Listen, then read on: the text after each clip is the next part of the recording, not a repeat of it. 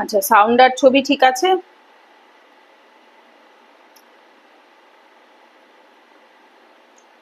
Good evening সবাইকে। কথা শোনা যাচ্ছে কিনা একটু জানাবে, তাহলে আমরা ক্লাসটা স্টার্ট করে দেবো, ঠিক আছে?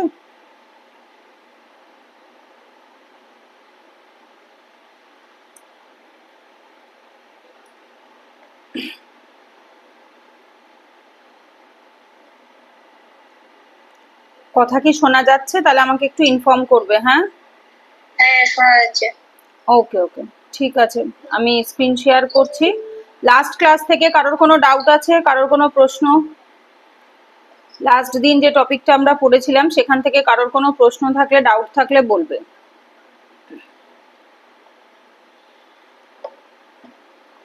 ঠিক আছে, কারোর কোনো কোশ্চেন নেই যখন আমি স্ক্রিন শেয়ার করছি, ততক্ষণে যদি কারোর কোনো প্রশ্ন থাকে বলতে পারো।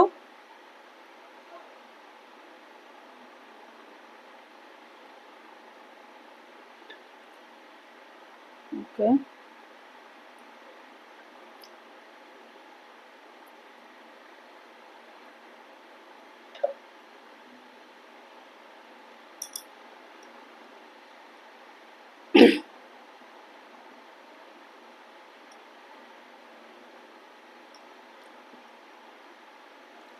আচ্ছা দেখো, আজকে আমরা পড়বো। আচ্ছা, আমাদের প্রথম দুটো চ্যাপ্টার পড়া হয়ে গেছে। 1 নাম্বার নীতিশাস্ত্র আর মানবিক সংযোগ, 2 নাম্বার মানবিক মূল্যবোধ। লাস্ট ক্লাসে আমরা মানবিক মূল্যবোধ করেছি। আজকে আমরা 3 নাম্বার চ্যাপ্টার অ্যাটিটিউড পড়বো। অ্যাটিটিউড চ্যাপ্টার মোটামুটি একটু লেন্দি আছে, খুব বেশি বড় বলবো না, 23 থেকে 30 নাম্বার পেজ অবধি। যদি পসিবল হয় 2 ঘন্টার মধ্যে, তাহলে আমরা আজকে একটা ক্লাসেই কমপ্লিট করে ফেলবো, ঠিক আছে? আচ্ছা চলো স্টার্ট করছি। 23 নাম্বার পেজ।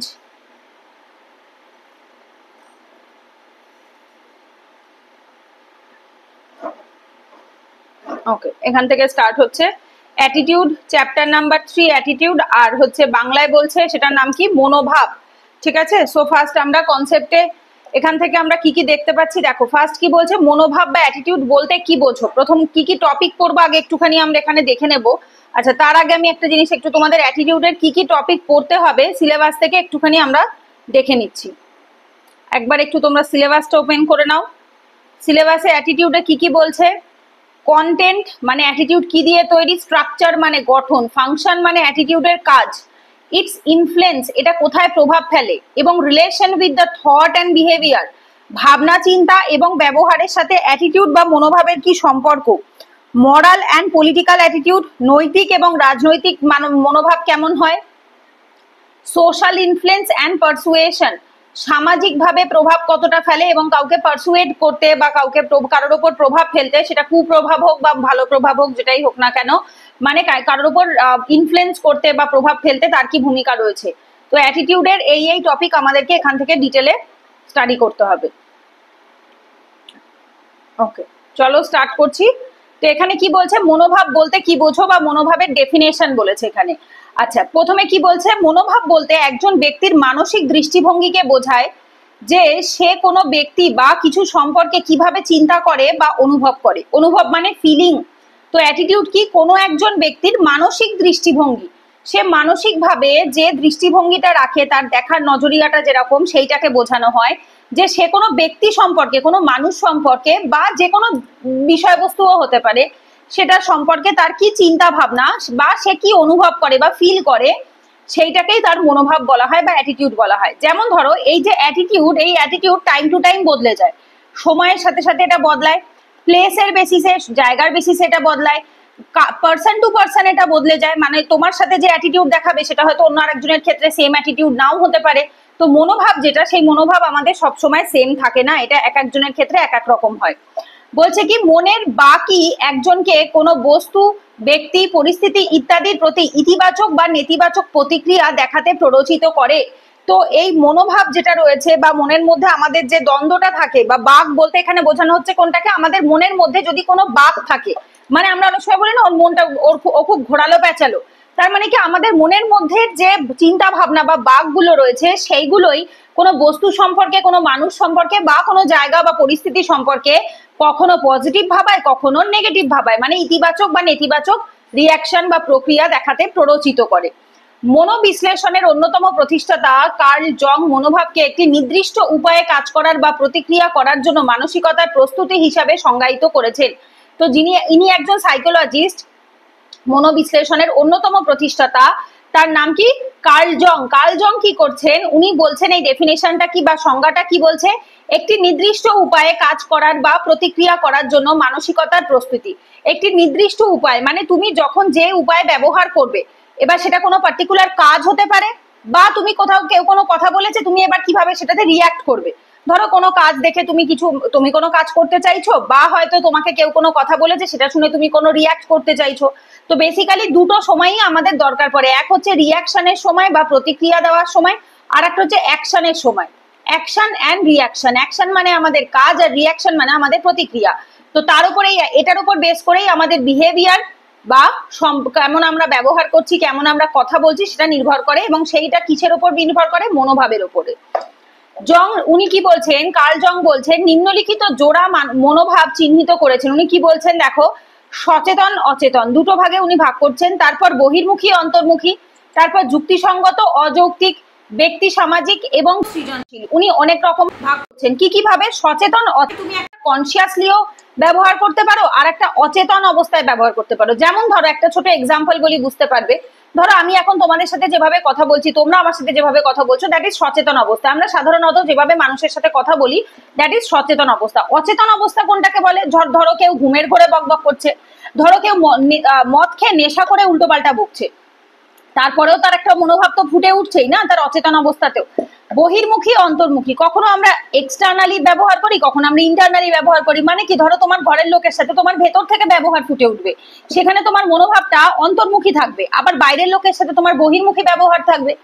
কখনো আমরা রেশনাল বা যুক্তিসঙ্গত ব্যবহার করি, কখনো ইররেশনাল বা অযৌক্তিক ব্যবহার করি, এবং সেটার পেছনেও অবশ্যই আমাদের কোনো না কোনো মনোভাব থাকে। তো আমাদের যে কোনো কাজ, এটা আমাদের সাইকোলজিতেও বলা হয়ে থাকে, বা ল অফ অ্যাট্রাকশনে বা স্পিরিচুয়ালিটিতেও বলা হয় যে কাজ সবার আগে কোথায় হয়? মনের মধ্যে হয়। মনের মধ্যে দেখবে আমরা সবসময় মাথার মধ্যে বা মনের মধ্যে একটা ছক কষি, যে আজকে আমি এই জায়গা থেকে অমুক জায়গায় যাব, এখানে আগে যাব, ওখানে গিয়ে এই বলবো, একে আমি ওই বলবো, ও সেই করবে। এই যে বিষয়টা, এটা আমাদের মনের মধ্যে অলরেডি আগে থাকতে যেন ও একটা পরিকল্পনা মাফিক হতে স্টার্ট করে দেয়। তো সেটাই বলছে যে এটা অ্যাকচুয়ালি কখনো আমাদের যৌক্তিগত কাজ করে, কখনো অযৌক্তিগত করায়, কখনো ব্যক্তিভাবে করায় মানে ইন্ডিভিজুয়াল লেভেলে, কখনো সোশ্যাল লেভেলে, সামাজিক লেভেলে, কখনো বিমূর্ত মানে অ্যাবস্ট্রাক্ট, সৃজনশীল মানে ক্রিয়েটিভ। কখনো আমরা এমন কিছু করি যেটার কোনো মাথা মুন্ডু থাকে না, বিমূর্ত মানে যেটা অ্যাবস্ট্রাক্ট জিনিস। আর সৃজনশীল মানে খুব সুন্দর ক্রিয়েটিভ, কখনো আমরা খুব সুন্দর সৃজনশীল বা ক্রিয়েটিভ কিছু করি। এক্সাম্পলে কি কি বলছে? স্বাস্থ্যের প্রতি মনোভাব, জগিং স্বাস্থ্যের জন্য ভালো, জাঙ্ক ফুড খাওয়া অস্বাস্থ্যকর। এই যে এই মানসিকতাটা, এটা আমাদের তৈরি হয়েছে তো, রাইট? আমরা প্রত্যেকেই জানি যে যদি আমরা এক্সারসাইজ করি, জগিং করি, এটা অবশ্যই আমাদের শরীরের জন্য ভালো হবে। আর যদি আমরা বাইরের ফাস্ট ফুড, জাঙ্ক ফুড এই ধরনের খাবার খাই, সেটা আমাদের শরীরের জন্য ক্ষতিকারক হবে। তো দ্যাট মিনস কি, এইটা আমাদের অটোমেটিক কি করছে, আমাদের একটা মনোভাবকে তৈরি করে দিচ্ছে। 2 নম্বরে বলছি কি, সমাজের প্রতি মনোভাব। সমাজের প্রতি আমাদের কি মনোভাব রয়েছে? বর্ণ বৈষম্য সমাজকে বিভক্ত করে, ঐক্য সমাজকে শক্তিশালী করে, এবং দারিদ্র সমাজের জন্য খারাপ। বলছে কি, বর্ণ বৈষম্য যেটা রয়েছে, কাস্ট ডিভিশন যেটা রয়েছে, সেটা আমাদের সমাজকে কি করে? ভাগ করে, এটা ক্ষতিকারক। ঐক্যতা, ইউনিটি আমাদের সমাজকে শক্তিশালী করে, এবং দারিদ্রতা সমাজের জন্য বা পভার্টি সমাজের জন্য অবশ্যই খারাপ। তো এই যে মনোভাবগুলো, এগুলো তৈরি হলো কিভাবে? এই মনোভাবগুলো আমাদের একটা স্ট্রং বা একটা দৃঢ় বিশ্বাসের ওপর বেস করে এটা আমাদের তৈরি হয়েছে। তো এখানে তারপরে কি বলছে? মনোভাবের বৈশিষ্ট্য। মনোভাবের বৈশিষ্ট্য কি কি বলছে দেখো। মনোভাবের ডেফিনেশনের পর বলছে মনোভাবের বৈশিষ্ট্য। মনোভাব হলো প্রবণতা, মনোভাব হলো উদ্দেশ্য। ঠিক আছে, এবার একটা একটা করে আমরা দেখবো। বলছে কি, মনোভাব হলো প্রবণতা, মনোভাব হলো উদ্দেশ্য। এক একটা জায়গায় মনোভাবকে বা অ্যাটিটিউডকে এক এক রকম ভাবে দেখছে। প্রবণতা মানে আমাদের কাজ করার টেন্ডেন্সি, ইংলিশে আমরা বলি টেন্ডেন্সি, যে তোমার প্রবণতাটাই খারাপ, মানে তোমার উদ্দেশ্যটা বা টেন্ডেন্সিটাই বা প্রবণতাটাই সবসময় খারাপ থাকে। উদ্দেশ্য মানে আমাদের যে ইন্টেনশন, মনোভাব হচ্ছে আমাদের ইন্টেনশন। অনেক সময় আমরা বলি না যে আমি তো ভালোই করতে চেয়েছিলাম, বাট ওর যে খারাপ হয়ে যাবে সেটা আমি কি করে জানবো, রাইট? তো সেটাকে বলা হয়ে থাকে উদ্দেশ্য বা ইন্টেনশন।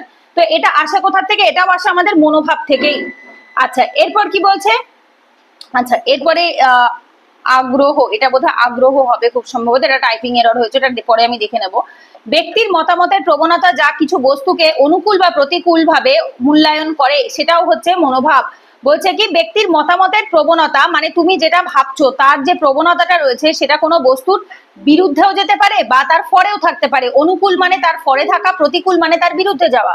তো সেইভাবে করে তোমার মনোভাব কোনো একটা কাজের বা কোনো একটা বস্তুর যে কোনো কিছুর বিরুদ্ধেও যেতে পারে বা যে কোনো কিছুর ফরেও থাকতে পারে। যেমন দেখো অনেক সময় আমাদের মনোভাব তৈরি হয়ে যায়, এই যে এক্সাম্পলে বলছে আমি কুকুর দেখলে স্পর্শ করতে পছন্দ করতে পারি কিন্তু অন্য কেউ নাও করতে পারে। ধরো কেউ ডগ লাভার হয়, তাদের কুকুর খুব ভালো লাগে, তারা কুকুর দেখলে আদর করতে চায়। আবার কেউ কেউ থাকে তাদের পছন্দ হয় না, তারা হয়তো ভয় পায়, হয়তো তাদের একটা কোনো অভিজ্ঞতা হয়েছিল যে কুকুর তাদের তারা করেছিল, কামড় টামড় খেয়েছিল, সেই ভয়ে আর তারা যেতে চায় না। তো সেই কারণে কি বলছে এটা তাদের মনোভাব তৈরি হয়ে গেছে। এইবার এক্ষেত্রে কুকুর যে ডেঞ্জারাস এটার কোনো প্রমাণ নেই, এটা সবসময় সব জায়গায় সেম নাও হতে পারে। তো মনোভাব না আপেক্ষিক হয়ে থাকে, মানে এটা আমার তোমার মূল্যায়নের ওপর, আমার তোমার মতামতের ওপর নির্ভর করে সেই বস্তুটা কেমন তার সেটার অ্যাকচুয়াল জিনিসটা বা আসল যে জিনিসটা সেটাকে বিচার নাও করতে পারে। মনোভাব হলো এই যে মূল্যায়নমূলক বিবৃতি হয় অনুকূল বা প্রতিকূল বস্তু, মানুষ বা ঘটনা সম্পর্কে। মানে কি বলছে এটা হচ্ছে আমাদের মূল্যায়নমূলক, মূল্যায়ন মানে আমরা কাকে কতটা ভ্যালু দিচ্ছি, আমরা কোন জিনিসটাকে কি দৃষ্টিভঙ্গিতে বা কি চোখে দেখছি সেইটাকে মূল্যায়নমূলক বলা হয়। মানে it is totally your point of view. যখন আমরা বলি না যে এটা তো তোমার পিওভি, পিওভি মানে পয়েন্ট অফ ভিউ, এটা তোমার দৃষ্টিভঙ্গি। সো এই সেই দৃষ্টিভঙ্গিটাই হচ্ছে আমাদের মূল্যায়নমূলক মনোভাব, যেটা কিনা আমরা কোনো বিষয়কে কি চোখে দেখছি, সেটা কোনো বস্তুকে, কোনো মানুষকে বা কোনো ঘটনাকে, আমাদের দুরকম মানসিকতাই হতে পারে, অনুকূলও হতে পারে, প্রতিকূলও হতে পারে।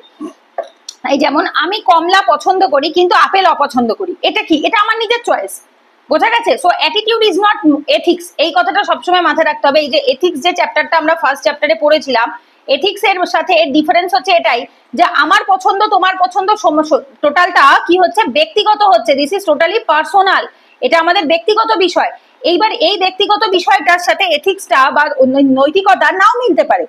যেমন আমি কমলা লেবু পছন্দ করি, খুব ভালো কথা, কিন্তু আমি এই যে অন্য একজন পছন্দ করে, আবার কেউ হয়তো আপেল পছন্দ করে না, কিন্তু তার জন্য তো আপেল অপকারী হয়ে যাবে না, আপেল তো খারাপ হয়ে যাচ্ছে না। না, তো কারোর পছন্দ অপছন্দ, কারোর অ্যাটিটিউড কোনো জিনিসের প্রতি, তাতে সেটা কারোর ক্ষেত্রে অনুকূলও হতে পারে, কারোর ক্ষেত্রে প্রতিকূলও হতে পারে। মনোভাব মানুষের আচরণকে প্রভাবিত করে। কোনো জিনিসের প্রতি ইতিবাচক মনোভাব সেই জিনিসের প্রতি মানুষের আচরণকে অনুকূলভাবে প্রভাবিত করবে এবং বিপরীত ভাবেও, মানে ভাইস ভার্সা, ইংলিশে লেখা ছিল ভাইস ভার্সা, তো ওটাকেই আর কি বাংলায় ট্রান্সলেশনে বিপরীত ভাবেও করেছে। তার মানেটা কি? তার মানে হচ্ছে যদি তোমার সেই জিনিসটার প্রতি ইতিবাচক মানসিকতা মানে পজিটিভ মাইন্ডসেট থাকে, তাহলে তুমি তার জন্য যে কাজটা করবে তার ফরে করবে, তাহলে সেটার জন্য পজিটিভ হবে, লাইক ধরো অনুকূল, তুমি তার জন্য প্রভাব ফেলবে। আর যদি ধরো জিনিসটার প্রতি তোমার নেতিবাচক মনোভাব থাকে, তুমি যদি তার সম্পর্কে নেগেটিভ ভাবো, কি হবে? তুমি তার বিপরীতে কাজ করবে। ঠিক আছে? তো এটা কি হয়ে থাকে? আমাদের ভাবনা চিন্তা, বা এটা জেনারেলি কি হয়ে থাকে? আমাদের এক্সপেরিয়েন্সের ওপর বেস করে হয়ে থাকে। অভিজ্ঞতা যদি খারাপ হয়, যেমন ধরো আমি আমার এক্সপেরিয়েন্সের কথা যদি বলি, আমি বাসে চড়তে বড় মানে ভয় পাই বা অপছন্দ করি। কেন? আমার বাসে উঠলেই বমি হয়, মাইগ্রেনের যন্ত্রণা করে, ভমিটিং হয়, বা হচ্ছে মোশন সিকনেস হয়। তার মানে কি আমি যতবার উঠেছি ততবারই আমার অভিজ্ঞতা খারাপ হয়েছে, আমার অভিজ্ঞতা কখনোই এমন হয়নি যে আমার বাসে উঠে অভিজ্ঞতা ভালো হয়েছে। তো যার ফলে কি হয়েছে, এই ধারণাটা বা এই মনোভাবটা আমার অভিজ্ঞতার থেকে তৈরি হয়ে গেছে। সো জেনারেলি এই যে মনোভাবের যে বেসটা, এই মনোভাবের বেস হচ্ছে আমাদের অভিজ্ঞতা বা এক্সপেরিয়েন্স, যেখান থেকে আমরা এই জিনিসটা গেইন করি। বলছে কি যদি আমার স্বাস্থ্যকর মনোভাব থাকে তাহলে আমি স্বচ্ছ ভারত ও মিশনের সাফল্যের জন্য কাজ করব। স্বাভাবিক, যদি আমি অনেকেই থাকে যে আমরা পরিষ্কার পরিচ্ছন্নতা খুব পছন্দ করে থাকি, তো তার জন্য আমরা কি করব? তখন স্বচ্ছ ভারত মিশনে ভারত সরকার গভর্নমেন্ট কি করছে, তারা ইন্ডিয়ান গভর্নমেন্ট সব জায়গা পরিষ্কার করছে। তো আমিও আমার বাড়ির আশেপাশের যে জায়গাগুলো রয়েছে সেখানে যাতে কেউ প্লাস্টিক না ফেলে, নোংরা না ফেলে, সেগুলোর ব্যবস্থা করতে পারি। তো এই যে জিনিসটা, এটাকে কি বলা হচ্ছে? সেটা হচ্ছে আমাদের নিজেদের মনোভাবের ওপরে কাজ করা। মনোভাবের তীব্রতা আছে, মানে ইন্টেন্সিটি, ইংলিশে বললে ইন্টেন্সিটি। মনোভাব যেটা, তো তার যে তীব্রতা সেটা ভীষণভাবে মারাত্মকভাবে থাকে। কেন? এটি আবেগপ্রবণ উপাদানের শক্তিকে বোঝায়। আবেগপ্রবণ উপাদান, আমাদের ভেতরে যে ইমোশনস গুলো থাকে তার যে এলিমেন্ট হয় বা কন্টেন্ট হয়, সেই উপাদান দিয়ে এটাকে তৈরি করা হয়। যেমন এক্সাম্পলে বলছে আমরা একজন ব্যক্তিকে অপছন্দ করতে পারি, কিন্তু আমাদের অপছন্দের পরিমাণ ব্যক্তির প্রতি আমাদের মনোভাবের তীব্রতা নির্ধারণ করবে। মানে কি? ছোট একটা এক্সাম্পল বলি। ধরো এরকম হয় অনেক সময় যে তোমরা তোমাদের লাইফে কোনো মানুষকে অপছন্দ করো, তোমাদের মনে হয় ধুর একে ভালো লাগে না, আবার কারোর কারোর ক্ষেত্রে তোমাদের এই ওয়ার্ডটা বদলে গিয়ে হয়ে যায় যে আমি একে ঘৃণা করি, আমার একে দেখলেই মাথা গরম হয়ে যায়। দেখলে পরে আমরা অনেক সময় বলি না একে তো দেখলেই চোখের সামনে আসলেও মাথা গরম হয়ে যায়, পায়ের নখ থেকে মাথা চুল অব্দি চিরবির করতে শুরু করে। তার মানে কি কাকে কতটা অপছন্দ করছি সেটারও একটা ইন্টেন্সিটি থাকে। লাইক ধরো কাউকে তুমি 10% ঘৃণা করো, কাউকে 50% ঘৃণা করো, কাউকে আবার 100% ঘৃণা করো। এইবার যাকে তুমি 100% অপছন্দ করছো সে লোকটা কি 100% খারাপ? কখনোই নয়, কখনোই নয়। কেন? কারণ হচ্ছে এই যে মনোভাব বিষয়টা, এটা কারোর ভালো মন্দকে বিচার করে না। এতদিন অব্দি আমরা যেটা পড়ছিলাম এথিক্স, এথিক্স কি করছিল বা মরালস কি করছিল, অন্য মানুষের দোষ গুণ ভালো মন্দ এগুলোকে বিচার করছিল। আর এটা কি করছে, এটা একজন ব্যক্তির মনোভাবকে বিচার করছে, মানে তুমি কি মানসিকতা থেকে তার প্রতি দৃষ্টিভঙ্গিটা রাখছো সেটাই। বলছে কি মনোভাব শেখা হয়, মনোভাব কোনো একটি কিভাবে শেখা হয়ে থাকে, মনোভাব কোনো একটি সহজাত ঘটনা নয়। এই যে সহজাত মানে জন্মগত যেটা হয়, তো আমাদের যে অ্যাটিটিউড এটা জন্মগতভাবে থাকে না, সামাজিক মিথস্ক্রিয়া এবং অভিজ্ঞতার মাধ্যমে মনোভাব শেখা হয়ে থাকে। এটাই এতক্ষণ বলছিলাম, এই যে এক্সপেরিয়েন্স, সামাজিক মিথস্ক্রিয়া, আমরা সমাজ থেকে যে অভিজ্ঞতা লব্ধ করছি, সমাজ থেকে যে আমাদের ধারণা তৈরি হচ্ছে, যে অভিজ্ঞতা তৈরি হচ্ছে, সেইখান থেকে আমাদের মনোভাব তৈরি হয়। তো এই কথাটা সবসময় মাথায় রাখতে হবে যে এই যে অ্যাটিটিউড এটা জন্মগত নয়, এটা আমাদের অভিজ্ঞতার কারণে আসে। তো উদাহরণে বলা যায় সমস্যায় পড়লে অন্যদের সাহায্য করার মনোভাব অনেক মানুষের মধ্যেই থাকে। তো এটাও না কারোর হয়তো ইসের থেকেই মানে অভিজ্ঞতা থেকেই আসে। যেমন এক্সাম্পল, একজন অন্ধ ব্যক্তিকে রাস্তা পার করতে সাহায্য করা। তো এই যে জিনিসটা এটা হয়তো আমাদের কখনো এরকম হতে পারে যে যখন আমরা ছোট ছিলাম তখন হয়তো আমাদেরকে কোনো মানুষ সাহায্য করেছিল, আমরা বিপদে পড়েছিলাম, সেই গ্র্যাটিটিউডটা আমাদের মধ্যে রয়ে গেছে। এবং পরে হয়তো যখন আমরা বড় হয়েছি তখন আমরা নিজেরাও এটা ভেবেছি যে না আমরাও কোনো অবলা জীবকে, অবলা মানুষকে সাহায্য করব, যারা যে আমিও যেহেতু অন্যের থেকে সাহায্য পেয়েছি তো আমিও অন্য কাউকে সাহায্য করব। তো এটা আমাদের কোনো না কোনো ভাবে কি হয়ে থাকে, এক্সপেরিয়েন্স থেকে হয়ে থাকে। এরপর বলছি কি মনোভাব মূল্যবোধ থেকে আলাদা, এটা আমাদের মূল্যবোধ বা ভ্যালু থেকে অবশ্যই আলাদা হয়। কেন? মূল্যবোধ যেটা সেটা হচ্ছে আমাদের একটা আদর্শ, যেখানে মনোভাব ভীষণই সংকীর্ণ হয়ে থাকে। এগুলি আমাদের অনুভূতি, যেমন সততা একটি মূল্যবোধ কিন্তু সর্বদা এটি অনুসরণ করা একটি মনোভাব। ভালো করে বোঝো, যেমন আমাদের এই যে আদর্শ কি ভ্যালু সিস্টেম, মূল্যবোধ হচ্ছে আমাদের কিছু প্যারামিটার্স, যে প্যারামিটার্স এর উপর বেস করে আমরা কাজ করে থাকি। তো বলছে কি মনোভাব এই মূল্যবোধের থেকে আলাদা হয়। কেন? কারণ হচ্ছে যখন আমরা মূল্যবোধ বলবো তখন সেটা একটা মানুষকে ভালোই বোঝাবে। মানে এর যদি কেউ আদর্শবান লোক হয় তখন আমরা তাকে বলতে পারবো না যে ও তোমার চোখে আদর্শবান বাট আমার চোখেও আদর্শবান নয়, না এটা হয় না। মূল্যবোধ সবার ক্ষেত্রে সমান হবে। কিন্তু এই যে মনোভাব না, এটা আমাদের নিজেদের ফিলিংস এর উপর ডিপেন্ড করে, এটা ভীষণই সংকীর্ণ, ন্যারো মাইন্ডেড হয়ে থাকে। কেন? যদি আমার এই তোমার সম্পর্কে খারাপ ধারণা থাকে তো স্বাভাবিক আমি বলবো যে না এই লোকটি ভালো না, আমার এই সম্পর্কে খারাপ ধারণা। কারণ এই ধারণাটা এলো কোথা থেকে? আমার মনোভাব থেকে, আমার অনুভূতি থেকে। এবার আমার অনুভূতি, আমি কি থোড়ি ভগবান? আমি ডিসাইড করার কে কে ভালো হবে না কে মন্দ হবে? না, আমি কেউ নই ডিসাইড করার। তাহলে আমি যখন ভগবান নই, আমি যখন ডিসাইড করতে পারি না যে কে ভালো হবে কে মন্দ হবে, তাহলে আমার অনুভূতি অবশ্যই সংকীর্ণ। তো যেমন বলছে সততা, এই যে অনেস্টি একটা মূল্যবোধ, 100 বার অনেস্টি একটা মূল্যবোধ বা ভ্যালু, কিন্তু হিউম্যান ভ্যালু। কিন্তু সর্বদা কি আমরা সেই সততা মেনে চলি? না। যদি সর্বদা সততা আমরা মেনে চলতে পারতাম তাহলে সবসময় আমরা আদর্শবান ব্যক্তি হতাম। কিন্তু যদি সেটা আমরা মেনে মনোভাব মানে আমাদের মনোভাবে যদি সবসময় সেই সততা না থাকে তাহলে আমরা সবসময় মেনেও চলতে পারবো না। তো সেটাই বলছে যে এখানে কি বলছে, মনোভাবের বৈশিষ্ট্য, মনোভাব অনেকগুলো জিনিসের থেকেই আলাদা হয়ে থাকে বা অ্যাটিটিউডের সাথে বেশ কিছু ডিফারেন্স রয়েছে, ভ্যালু সিস্টেমের থেকে আলাদা, এথিক্সের থেকে আলাদা, মরালসের থেকে আলাদা। বোঝা গেছে? এরপরে বলছে মনোভাবের বিষয়বস্তু। এই যে প্রথম টপিকটা কি ছিল, কন্টেন্ট, উপাদান বা বিষয়বস্তু। এই যে মনোভাবের বিষয়বস্তু কি বলছে দেখো, গ্রেগরি আর মাই মানে একজন এথিক্সে মানে ইসের নাম আর কি, ফিলোসফারের নাম, এবং জিওফেরির মতে হেডেকের মতেও, আচ্ছা জিওফেরি এবং হেডেক দুজন ব্যক্তি এবং এই একজন ব্যক্তি, টোটাল মনে হয় 3 জন ব্যক্তি। এই মতেটা কেটে দাও, এটা মনে হয় টাইপিং এরর হয়েছে, 2 জন ব্যক্তি হবে। জিওফেরি হেডেকের মতে এইখান থেকে রয়েছে মনোভাবের মধ্যে 3টি উপাদান রয়েছে। কি কি?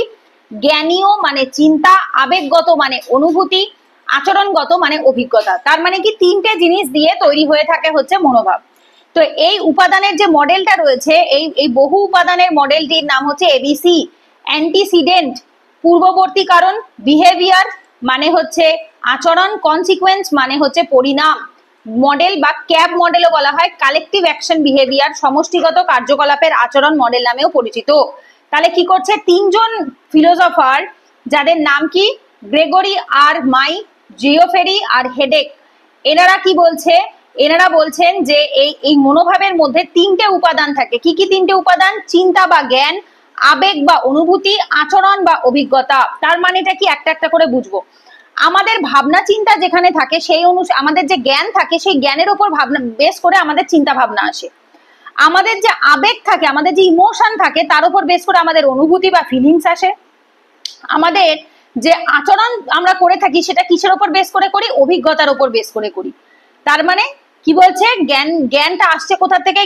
জ্ঞানের উপর নির্ভর করে চিন্তা, আবেগের উপর নির্ভর করে অনুভূতি এবং অভিজ্ঞতার উপর নির্ভর করে আচরণ বা আমাদের বিহেভিয়ার। এই তিনটেকে একসাথে করে একটা মডেলের নাম দেওয়া হয়েছে, যার নাম হচ্ছে এবিসি মডেল, অ্যান্টিসিডেন্ট, বিহেভিয়ার এবং কনসিকোয়েন্স।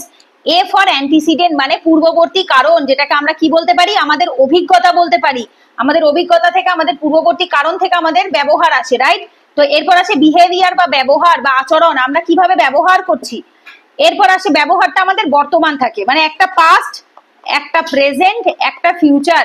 এই অভিজ্ঞতা যেটা সেটা আমাদের পাস্ট, প্রেজেন্ট হচ্ছে আমাদের বর্তমান ব্যবহার এবং ফিউচার হচ্ছে আমাদের রেজাল্ট বা পরিণাম। কনসিকোয়েন্স মানে হচ্ছে পরিণাম বা রেজাল্ট। এইটাকে ক্যাব মডেল বা এবিসি মডেলও বলা হয়ে থাকে। কালেকটিভ অ্যাকশন বিহেভিয়ার মানে সমষ্টিগত কার্যকলাপের আচরণ মডেল নামেও এটা পরিচিত। ক্লিয়ার? তো এটা হচ্ছে মনোভাবের বিষয়বস্তু। এরপরে কি বলছে? এরপরে আসছে আবেগগত উপাদান। এইবার একটা একটা করে আলোচনা করা হচ্ছে। আবেগগত উপাদান বা আবেগ, জ্ঞানীয় উপাদান বা জ্ঞান, আর হচ্ছে আচরণগত উপাদান বা আমাদের যেটা আচরণের উপরে আমরা বেস করে থাকি, যেটাকে ইংলিশে নাম দেওয়া হয়েছে কনেটিভ কম্পোনেন্ট। আচ্ছা, এরপরে আসবো আমরা আবেগগত উপাদান। আবেগ, আবেগ কি বলছে? এতে একজন ব্যক্তির মনোভাব এবং বস্তু সম্পর্কে আবেগ জড়িত থাকে। বলছে কি একজন ব্যক্তির মনোভাব, তুমি সেই বিষয় সম্পর্কে কি ভাবছো, তোমার মেন্টালিটি কি আছে, এবং বস্তু সম্পর্কে, ধরো অনেক সময় হয় না, খেয়াল করে দেখবে আমাদের অনেক ছোটবেলার জামা কাপড় আমরা কিছুতেই কাউকে দিতে চাই না। কেন? কারণ তার সাথে আমাদের অনেক ছোটবেলার স্মৃতি বা আবেগ জড়িয়ে থাকে। যেমন এখানে বলছে, যদি একটি বিএমডব্লিউ গাড়ির মালিকানা আপনাকে আপনাকে আনন্দ এবং মর্যাদা দেয়, তবে এটি ব্র্যান্ড সম্পর্কে একটি ইতিবাচক মনোভাব তৈরি করবে। মানে কি, যদি কোনো একটা বড় গাড়িতে চড়া, একটা বিএমডব্লিউর মতো বড় গাড়িতে চড়া তোমাকে আনন্দ, স্যাটিসফ্যাকশন এবং সম্মান দেয়, তাহলে তোমার সেই গাড়ি সম্পর্কে বা ওই ব্র্যান্ডের সম্পর্কে একটা পজিটিভ মাইন্ডসেট রয়েছে, সেই জন্যই তোমাকে দিচ্ছে। তো আমরা ছোটখাটো মানুষ, আমাদের এত বড় গাড়ির চিন্তা ভাবনারও ধারণার বাইরে। তো দ্যাটস ওয়াই আমরা কি ভাবি, আমরা ছোটবেলার কোনো স্মৃতি, কোনো জামা কাপড় কেউ কোনো গিফট করেছিল, সেগুলো জেনারেলি আমরা কাউকে দিতে চাই না, বিক্রি করতে চাই না। কেন? ওগুলোর সাথে আমাদের অনেক ইমোশন জড়িয়ে থাকে। আবেগের দক্ষতা কি বলছে? সমস্ত বস্তুর আবেগের কিছু নির্দিষ্ট সম্পর্ক রয়েছে। যেমন বলছে, তীব্র আবেগযুক্ত বস্তুর ক্ষেত্রে মনোভাবের দ্বারা একটি শক্তিশালী প্রতিক্রিয়া হবে, যা জ্ঞান, সাহস, শালীন আচরণ ইত্যাদির মতো অন্যান্য বিষয়গুলিকেও অতিক্রম করতে পারে। যেমন বলছে, একজন জ্ঞানী এবং শিক্ষিত ব্যক্তি সিগারেট ধূমপানের পরিণতি জানার পরেও সিগারেট কখনোই পান করবে না। লাইনটা এখানে ইনকমপ্লিট রেখেছে, যাই হোক এটা কারেকশন হবে, আমি পরে এটা ঠিক করে দেবো। বলছে একজন জ্ঞানী ব্যক্তি এবং শিক্ষিত ব্যক্তি সিগারেট ধূমপানের যে পরিণতি, রেজাল্টটা, সেটা যেহেতু তারা জানে, তাই তারা কখনো সিগারেট খান না, বা সিগারেট সম্পর্কে তাদের একটা নেতিবাচক ধারণা থাকে। ইদার তারা খাবে না, বা তারা নেগেটিভ চিন্তা ভাবনা তারা মানসিকতায় রাখবে যে না, সিগারেট তার মানে ক্ষতিকারক। কারণ কি, আমরা দেখতে পেয়েছি অভিজ্ঞতা থেকে যে না, সিগারেটের প্রতি আমাদের যে আবেগটা রয়েছে সেটা অত্যন্ত খারাপ বা নেগেটিভ, বা প্রতিক্রিয়াটা আমাদের কি থাকে? নেগেটিভ প্রতিক্রিয়া থাকে। এরপরে কি বলছে? জ্ঞানীয় উপাদান বা জ্ঞান। জ্ঞান থেকে আমরা কি দেখতে পাচ্ছি? এতে ব্যক্তির শেখা, জ্ঞান, বিশ্বাস এবং মনোভাব, বস্তু সম্পর্কে চিন্তা ভাবনা জড়িত থাকে। মানে আমরা কি লার্ন করছি, কি জ্ঞান পাচ্ছি, নলেজ পাচ্ছি, বিশ্বাস মানে ফেথ বা ট্রাস্ট, আমাদের অ্যাটিটিউড সেই জিনিসটা সম্পর্কে, সেই চিন্তা ভাবনা আমাদের মেন্টালিটিতে, সেইগুলো যুক্ত থাকছে কিসের থেকে? জ্ঞানের থেকে। যেমন এক্সাম্পল এখানে বলা হচ্ছে কি, দেখো, যদি আপনার জ্ঞান থাকে যে মারুতি গাড়িগুলি ডিজেলে 25 কিলোমিটার পার লিটারের বেশি মাইলেজ দেয়, তবে এটি ব্র্যান্ডের প্রতি ইতিবাচক মনোভাব তৈরি করবে। মানে কি, যদি তুমি জানো যে একটা মারুতি গাড়ি 25 কিলোমিটার মতো পার লিটার, হচ্ছে 1 লিটার তেলে 25 কিলোমিটার মতো যায়, তার মানে কি তোমার সেই মারুতি গাড়ির প্রতি যে পজিটিভ মাইন্ডসেটটা, সেটাকে ফুটিয়ে তোলে। ঠিক আছে? বলছে কি জ্ঞানের দক্ষতা। এখানে জ্ঞানের কি দক্ষতা রয়েছে? একজন ব্যক্তির কোনো বস্তু সম্পর্কে কতটা স্পষ্ট জ্ঞান আছে তা মনোভাবের শক্তি নির্ধারণ করবে, বিশেষ করে সামাজিক সম্পর্ক, বিভিন্ন প্রতীক, সংস্কৃতি, ধারণা, আইন ইত্যাদির প্রেক্ষাপটে। মানে কি, মানে হচ্ছে যখন আমরা কোনো বিষয়বস্তু সম্পর্কে, তার সামাজিক স্থিতি, তার সামাজিক সম্পর্ক, তার কিছু সাইন, কিছু সংস্কৃতি, কালচার বা কোনো আইন বা ল, যেটা সম্পর্কেই আমরা দেখি না কেন, তখন সেই ব্যক্তির সেই বিষয়টা সম্পর্কে কতটা সুস্পষ্ট ধারণা আছে তার কতটা জ্ঞান আছে সেই বিষয়টা সম্পর্কে, তা মনোভাবের শক্তিকে নির্ধারণ করে। মানে কি, দেখবে বলা হয়ে থাকে যে যারা বোকা হয় তারা বেশি দূর অবধি ভাবতে পারে না, তাদের ভাবনা চিন্তা একটা লিমিটেশনস হয়। যারা জ্ঞানী ব্যক্তি হয় তারা অনেক দূর অবধি ভাবে, তারা অনেক দূর অবধি দেখতে পায়, তাদেরকে দূরদৃষ্টি সম্পন্নও বলা হয়। তার মানে আমাদের কোনো সংস্কৃতি, ধারণা, সামাজিক সম্পর্ক সবকিছুই আমাদের মেন কিসের উপর নির্ভর করে থাকে? জ্ঞানের উপর নির্ভর করে থাকে। উদাহরণে কি বলছে, যদি একজন ব্যক্তি জানতেন যে হেলমেট ছাড়া গাড়ি চালানো শাস্তিযোগ্য অপরাধ, তাহলে তিনি বাইক চালানোর সময় হেলমেট পরতেন। অনেক সময় হয় যে আমরা যে জিনিসটা জানি না, যেটা আমাদের আউট অফ নলেজ থাকে, আউট অফ নলেজ মানে আমাদের জ্ঞানের বাইরে, যেটা আমাদের জানা নেই। তো যদি এরকম হয় যে আমাদের জ্ঞানের বাইরে রয়েছে সেই বিষয়টা, তাহলে অটোমেটিক্যালি কি হবে, আমরা তখন সেই কাজটাই করব, রাইট? তো সেটাই বলছে যে যদি একজন ব্যক্তি জানতেন যে হেলমেট ছাড়া গাড়ি চালানো শাস্তিযোগ্য অপরাধ, তাহলে তিনি বাইক চালানোর সময় হেলমেট পরে নিতেন। আচ্ছা, এক সেকেন্ড একটুখানি ওয়েট করো তো, এটা বোধহয় আমি তোমাদের পুরোনো পিডিএফটা থেকে পড়াচ্ছি যতদূর আমার মনে হচ্ছে। তাই ভাবছিলাম যে লেখাগুলো দেখে আমার মনে হচ্ছে এটা রিভাইজড এডিশন না। দাঁড়াও এক সেকেন্ড।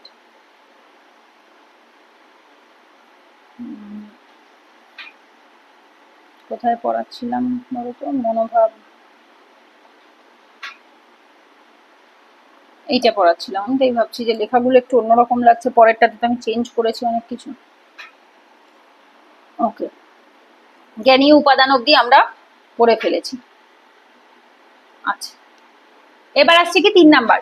3 নাম্বারে কি বলছে? আচরণগত উপাদান, আচরণের ওপর নির্ভর করে যেটা হয়, মানে আমাদের বিহেভিয়ারের উপরে। বলছে কি, এতে মনোভাবের বস্তু সম্পর্কিত নৈতিক আচরণ বা অভিজ্ঞতা জড়িত থাকে। বলছে সেই পার্টিকুলার জিনিসটা সম্পর্কে, যার সম্পর্কে তুমি ভাবছো, সেই রিলেটেড তোমার আচরণ, তোমার ব্যবহার এবং অভিজ্ঞতা, এক্সপেরিয়েন্স কি হয়েছে, জড়িয়ে রয়েছে। এক্সাম্পলে বলছে কি, দেখো এক্সাম্পলে কি বলছে, যদি আপনি পূর্বে অডি গাড়ির মালিক হন বা চালান এবং একই গাড়ি চালাতে স্বচ্ছন্দ বোধ করেন, তাহলে এটি ব্র্যান্ডের প্রতি ইতিবাচক মনোভাব তৈরি করবে। মানে কি, এটা শুধু এখানে গাড়ির এক্সাম্পল, বইটাতে প্রচুর গাড়ির এক্সাম্পল ছিল সেই জন্য দেওয়া রয়েছে, বাট আদারওয়াইজ এটা সবসময় নট নেসেসারি যে তোমাদের গাড়ির এক্সাম্পলই দিতে হবে, যে কোনো জিনিসের ক্ষেত্রে দিতে পারো। যেমন ধরো, অনেক সময় হয় যে আমরা অনেকেই আছি রেডমির ফোন ব্যবহার করে অভ্যস্ত, অনেকে আছি অ্যাপেলের ফোন ব্যবহার করে বা অ্যাপেলের কোনো প্রোডাক্ট ব্যবহার করে অভ্যস্ত হয়ে গেছি, অনেকে আছি স্যামসাং এর প্রোডাক্ট ব্যবহার করে অভ্যস্ত হয়ে গেছি।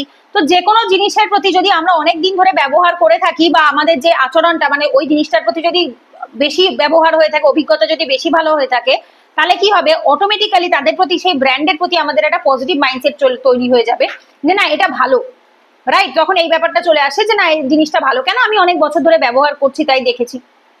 তো আমাদের অভিজ্ঞতা এখানে জড়িয়ে থাকে আমাদের আচরণের সাথে। তো যদি আমাদের অভিজ্ঞতা খারাপ থাকে, যদি দেখি যে আমাদের একটা ফোন কিনেছি বা কোনো জিনিস কিনেছি, সেটা বেশি দিন টিকলো না, কয়েক বছর যেতে না যেতে সেটা খারাপ হয়ে গেল, বা হয়তো আমরা সেটার থেকে মানে ফোনটাও অল্প বয়স, মানে অল্প সময়ের মধ্যে নষ্ট হয়ে গেল, তখন অটোমেটিক্যালি সেই বিষয়বস্তুটির প্রতি আমাদের কি হবে, নেগেটিভ মাইন্ডসেট বা নেতিবাচক মনোভাব তৈরি হবে।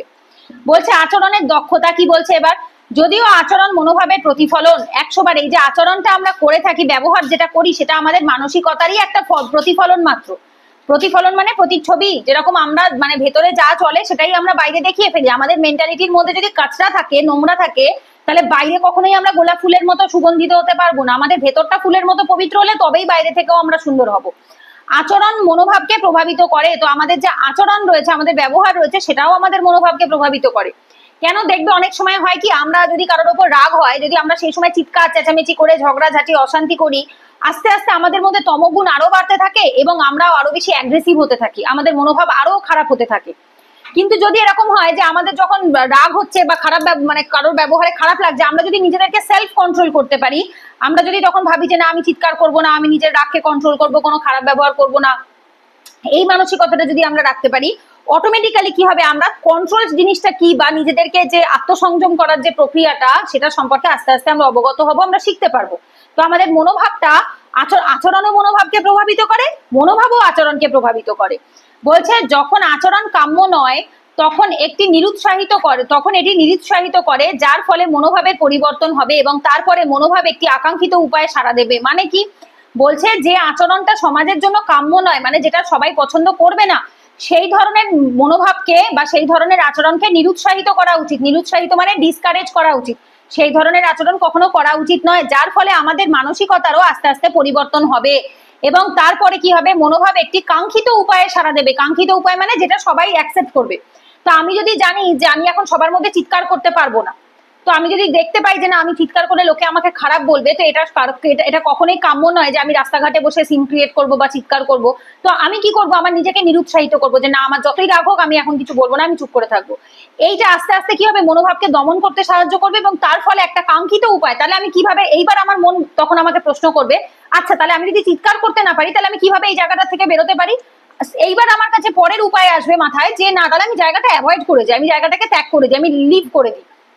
আমি যদি জায়গাটা ছেড়ে বেরিয়ে আসি তাহলে আমার আর কোনো দরকার নেই, আমারও ঝামেলার মধ্যেও জড়াতে হলো না, আর যে কারণে আমার অস্বস্তি হচ্ছিল, রাগ হচ্ছিল, সেটাও আমার দেখতে হলো না। ঠিক আছে, তো এইটাই বলছে যে আমাদের যখনই খারাপ কোনো মানসিকতা আসবে তখন সেটাকে কন্ট্রোল করা উচিত। এক্সাম্পলে বলছে যদি একজন ব্যক্তি দুর্ঘটনাকে ঘৃণা করে তাহলে তিনি তার মনোভাবকে ন্যায়পরায়ণতা এবং সততা এনে দেন। মানে কি, ধরো দুর্ঘটনা বলছি, দুর্নীতি মানে করাপশন। ধরো যদি তুমি করাপশনকে ঘৃণা করো, তোমার যদি করাপশন বা দুর্নীতির প্রতি তোমার একটা খারাপ মানসিকতা থাকে, তাহলে কি হবে, তো এইবার আমি যদি দুর্নীতিকে ঘৃণা করি অথচ তাহলে কি আমি দুর্নীতি নিজে করব না, তাহলে আমি কি হব, আমি পরের ওই অপোজিটটা হব, ন্যায়পরায়ণ হব, সৎ হব।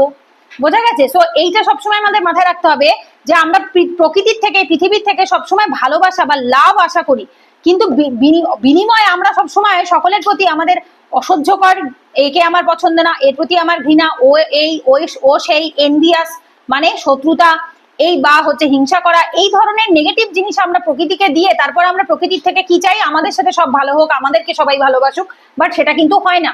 তার মানে কি, যদি তুমি নিজে খারাপটা না চাও তাহলে তোমার মনোভাবে বা অ্যাটিটিউডে তোমার ন্যায়পরায়ণতা বা সততা আনতে হবে। তাহলে তুমি দেখতে পাবে আশেপাশে দুর্নীতিও চলে যাচ্ছে। তার মানে কি, চেঞ্জেস স্টার্ট হয় কোথা থেকে, তোমার নিজের থেকে। উদাহরণে বলছে যদি কোনো দেশের নাগরিকদের পরিষ্কার পরিচ্ছন্নতার প্রতি ইতিবাচক মনোভাব থাকে তবেই কেবল স্বচ্ছ ভারত মিশন বা ক্লিন ইন্ডিয়া মিশনের মতো প্রচারণা সফল হবে। ঠিক আছে, এটা প্রচারণা বা ওটা যাই হোক বলতে পারো, এটা একটা স্কিম ছিল গভর্নমেন্টের। ঠিক আছে, চোখে ওটা ভালো বাংলায় লিখেছে। তো বলছে কি এইটা তখনই সফল হবে যদি সরকার কত পরিষ্কার করতে পারে, সরকারের কত কত ক্ষমতা আছে, সরকার কত করবে যে আমাদের কত পরিষ্কার রাখবে, সম্ভব না। তাহলে পরিষ্কার পরিচ্ছন্ন থাকাটা কার উপর নির্ভর করে, আমাদের নিজেদের উপর নির্ভর করে। এখানে বলছে বিভিন্ন প্রচারণা বিজ্ঞাপন দ্বারা, প্রচারণা মানে বিজ্ঞাপন দ্বারা সরকার নাগরিকদের আচরণ পরিবর্তন করার চেষ্টা করেছে। যেমন এই যে নরেন্দ্র মোদী নিজে কি যেন সমুদ্রের উপকূলবর্তী বা তট এলাকায় নেমে সেই প্লাস্টিক গুলো ব্যাগে ভরেছে। মানে কি, এগুলো করার মাধ্যমে দেখানো এটাই যে আমি একজন প্রাইম মিনিস্টার হয়ে যদি নোংরা পরিষ্কার করতে পারি তাহলে তোমরা সাধারণ মানুষ কেন করবে না। তাহলে এইটা কি করছে, আমাদের এই পরিষ্কার হওয়ার মানসিকতার প্রতি, ক্লিন ইন্ডিয়া মিশনের প্রতি বা স্বচ্ছ ভারত মিশনের প্রতি একটা পজিটিভ মানসিকতা তৈরি করে দিচ্ছে। তো যেটা আমাদের আচরণ থেকে আসছে। এরপর কি বলছে, যখন মনোভাবের তিনটি উপাদানই যদি কেউ একই লাইনে থাকে, মানে তিনটে উপাদানই যদি একসাথে থাকে তাহলে মনোভাব বস্তুর প্রতি দৃঢ় হয়। মানে তোমায় যদি অ্যাটিটিউডকে স্ট্রং করতে হয় তাহলে এই তিনটে উপাদানই দরকার আছে। যখন দ্বিধাগ্রস্ত থাকে, কনফিউজ থাকে যে কোনটা হবে কোনটা হবে না, সেই সময় যখন কোনো ব্যক্তির মনোভাব বস্তু সম্পর্কে জ্ঞান তার অনুভূতির সাথে অসঙ্গতিপূর্ণ হয় তখন মনোভাব দুর্বল হয়। মানে তিনটের মধ্যে যদি একটাতেও ব্যালেন্স নষ্ট হয় তাহলে মনোভাব দুর্বল হয়ে যায়। প্রতিযোগী উপাদানগুলির আপেক্ষিক শক্তি বিপরীত হলে মনোভাব পরিবর্তিত হতে পারে। প্রতিযোগী উপাদান মানে কি, বিরুদ্ধে থাকে যারা। যেমন তোমার মন বলছে, দেখবে ছোটবেলায় এটা আমাদের সাথে খুব হয়েছে, ছোটবেলায় আমার মন বলতে কি না পড়তে বসতে হবে, কালকে স্কুলে টিচার পড়া ধরবে, আজকে যদি আমি পড়তে না বসি তাহলে কালকে আমাকে গিয়ে বাইরে কান ধরে লাইনে দাঁড়িয়ে থাকতে হবে, মার খেতে হবে। আবার আরেকটা মন বলছে কি না একটুখানি সিরিয়ালটা দেখি, আজকে কালকে অমুকটা দেখিয়েছিল, আজকে এটা একটু দেখতে হবে, বা এই কার্টুনটা একটু দেখি, কালকে এটা হাফ দেখে রেখেছিলাম আজকে একটু দেখবো। তো এই যে জিনিসটা, এটা একটা ছোট্ট বাচ্চা অব্দি এই ফেস করে যে আমাদের একটা দ্বৈত মনোভাব, মানে একটা প্রতিযোগী উপাদান সবসময় আমাদের ভেতরে থাকে। মানে এটা তো না হলে ওটা, দুর্নীতি না হয় সততা, দুর্নীতি না হয় ন্যায়পরায়ণতা, ভালো না হয় মন্দ, ভালোবাসা না হয় ঘৃণা, এইটা একটা সবসময় আপেক্ষিক শক্তি বিপরীত হলে বলছে যে যদি বাই চান্স আমাদের প্রতিযোগী উপাদানগুলোর যে শক্তি রয়েছে সেগুলো যদি একটু দুর্বল হয়ে পড়ে তাহলে কি হবে, এই প্রতিযোগী উপাদানগুলি মাথাচড়া দিয়ে দাঁড়াবে। তার মানে আমাদের তিনটে উপাদানকেই, কোন তিনটে উপাদান, আচরণ, জ্ঞান এবং আবেগ, এই তিনটে উপাদানকেই একসাথে থাকতে হবে। বোঝা গেছে? এরপর আসছে ক্যাব মানে সমষ্টিগত কার্যকলাপের আচরণ মডেলের উদাহরণ। কিছু কিছু এক্সাম্পল দেওয়া হয়েছে এখানে। কি কি এক্সাম্পল, যেমন বলছে জ্ঞানের মধ্যে, নলেজেবলের মধ্যে কি বলছে, আমি বিশ্বাস করি মাকড়সা বিপজ্জনক, ধূমপান স্বাস্থ্যের জন্য ক্ষতিকারক। তো এইটা কোথা থেকে আসে? এটা আমাদের জ্ঞান থেকে আসে। যেমন নট নেসেসারি যে ধূমপান আমাকে করতেই হবে, যেমন আমি নিজে কখনো ধূমপান করিনি, কিন্তু আমি কি জানি না ধূমপান ক্ষতিকারক? 100 বার। এই যে মাকড়সার কামড়ে অনেক রোগ হয়ে থাকে, মাকড়সার আসে অনেক রকমের ঘা হয়ে থাকে, বা কারোর যদি গায়ে লেগে থাকে, গায়ে চুলকানি হয়ে থাকে, তো এটা কি সবসময় দরকার আছে যে আমাকেই ফেস করতে হবে, এটার জন্য অভিজ্ঞতা থাকতে লাগবে? না, এটা আমার জ্ঞান থেকেই হয়ে যায়। এই যে আগুন বিপজ্জনক, তো এটা কি সবাই আগুনে পুড়েছে তারপরে সবাই বলছে আগুন বিপজ্জনক? না, একজনেরটা দেখেই মানুষ এমনি জ্ঞান শিখে গেছে। সক্রিয় অ্যাক্টিভ কি বলছে? আমি মাকড়সাকে ভয় পাই, আমি ধূমপান ঘৃণা করি, কারণ এটি স্বাস্থ্যের জন্য ক্ষতিকারক। এইবার এই বিষয়টা আরো বেশি স্ট্রং হলো। কিভাবে স্ট্রং হলো? এইবার বলছে মাকড়সা তো ডেঞ্জারাস, ঠিক আছে, বাট এইবার ডিরেক্ট তার নিজের ওপর চলে এসছে। আমি মাকড়সাকে ভয় পাই, আমি ধূমপান ঘৃণা করি, কারণ এটা স্বাস্থ্যের জন্য ক্ষতিকারক। বোঝা গেছে? এইবার এটা কি হয়েছে, জ্ঞান থেকে, এটা আমার নলেজে ছিল, এইবার এটা ডিরেক্ট আমার ওপর অ্যাক্টিভ হয়ে গেছে, এবার এটা আমার ওপর সক্রিয়ভাবে আসছে। আমি মাকড়সাকে ভয় পাই, মাকড়সা বিপজ্জনক তো ঠিক আছে, বাট আমিও এবার মাকড়সাকে ভয় পাচ্ছি। ধূমপান ক্ষতিকারক তো বুঝলাম, বাট আমি ধূমপানকে ঘৃণা করি, কেন? এটা শরীরের জন্য ক্ষতিকারক, তাই। এবার আসে আচরণগত। আমি মাকড়সা এড়িয়ে চলবো, এবং যদি এমন কিছু দেখি তাহলে চিৎকার করব। এইবার আমার আচরণও চলে এসছে। কেন? আমি মাকড়সা বিপজ্জনক জেনে গেছি, মাকড়সাকে ভয়ও পেয়ে গেছি, তার জন্য আমি মাকড়সা দেখলেই পালিয়ে যাব, আর যদি দেখতে পাই তাহলে আমি চিৎকার করব। আরেকটা কি বলছে? আমাদের ধূমপানীয়দের লাইব্রেরি থেকে দূরে রাখা উচিত। মানে কি? এই যে ধূমপান ক্ষতিকারক আমি জানলাম, এবার আমার ঘৃণা করা শুরু হয়ে গেল। এইবার আচরণ কি? যারা ধূমপান করে তাদেরকে আমার জীবন থেকে দূরে রাখবো, আমি তাদের আশেপাশে যাব না, ধূমপানকে আমার চৌহদ্দির মধ্যে রাখবো না, যারা ধূমপান করছে সেই রকম লোকদের। তো এই তিনটে অ্যাকচুয়ালি কি হয়ে থাকে? আমাদের জ্ঞান, আমাদের অ্যাক্টিভ এবং অ্যাক্টিভ বা সক্রিয়তার উপরে, এবং হচ্ছে আচরণ বা বিহেভিয়ারের উপরে বেস করে থাকে। প্রথমে আমরা জানি, তারপর আমরা সেটা নিজেদের উপরে নেই, তারপর সেই অনুসারে আমরা আচরণ করতে থাকি। বলছে কি মনোভাবের গঠন, মনোভাব কিভাবে তৈরি হচ্ছে। এই অবধি একটা টপিক কমপ্লিট হলো, দ্যাট ইজ দি উপাদান অফ মনোভাব বা অ্যাটিটিউডের কন্টেন্ট, প্রথম যে টপিকটা ছিল। এই অবধি যদি কারোর কোনো প্রশ্ন থাকে জিজ্ঞাসা করতে পারো। মনোভাবের গঠন থেকে পরে স্ট্রাকচার অফ অ্যাটিটিউড বা মনোভাবের গঠন, সেটা স্টার্ট করার আগে যদি কারোর কোনো প্রশ্ন থাকে বলবে। যতটুকু পড়ালাম সেই রিলেটেড কোনো কোয়ারি থাকলে, প্রশ্ন থাকলে জিজ্ঞাসা করে নেবে।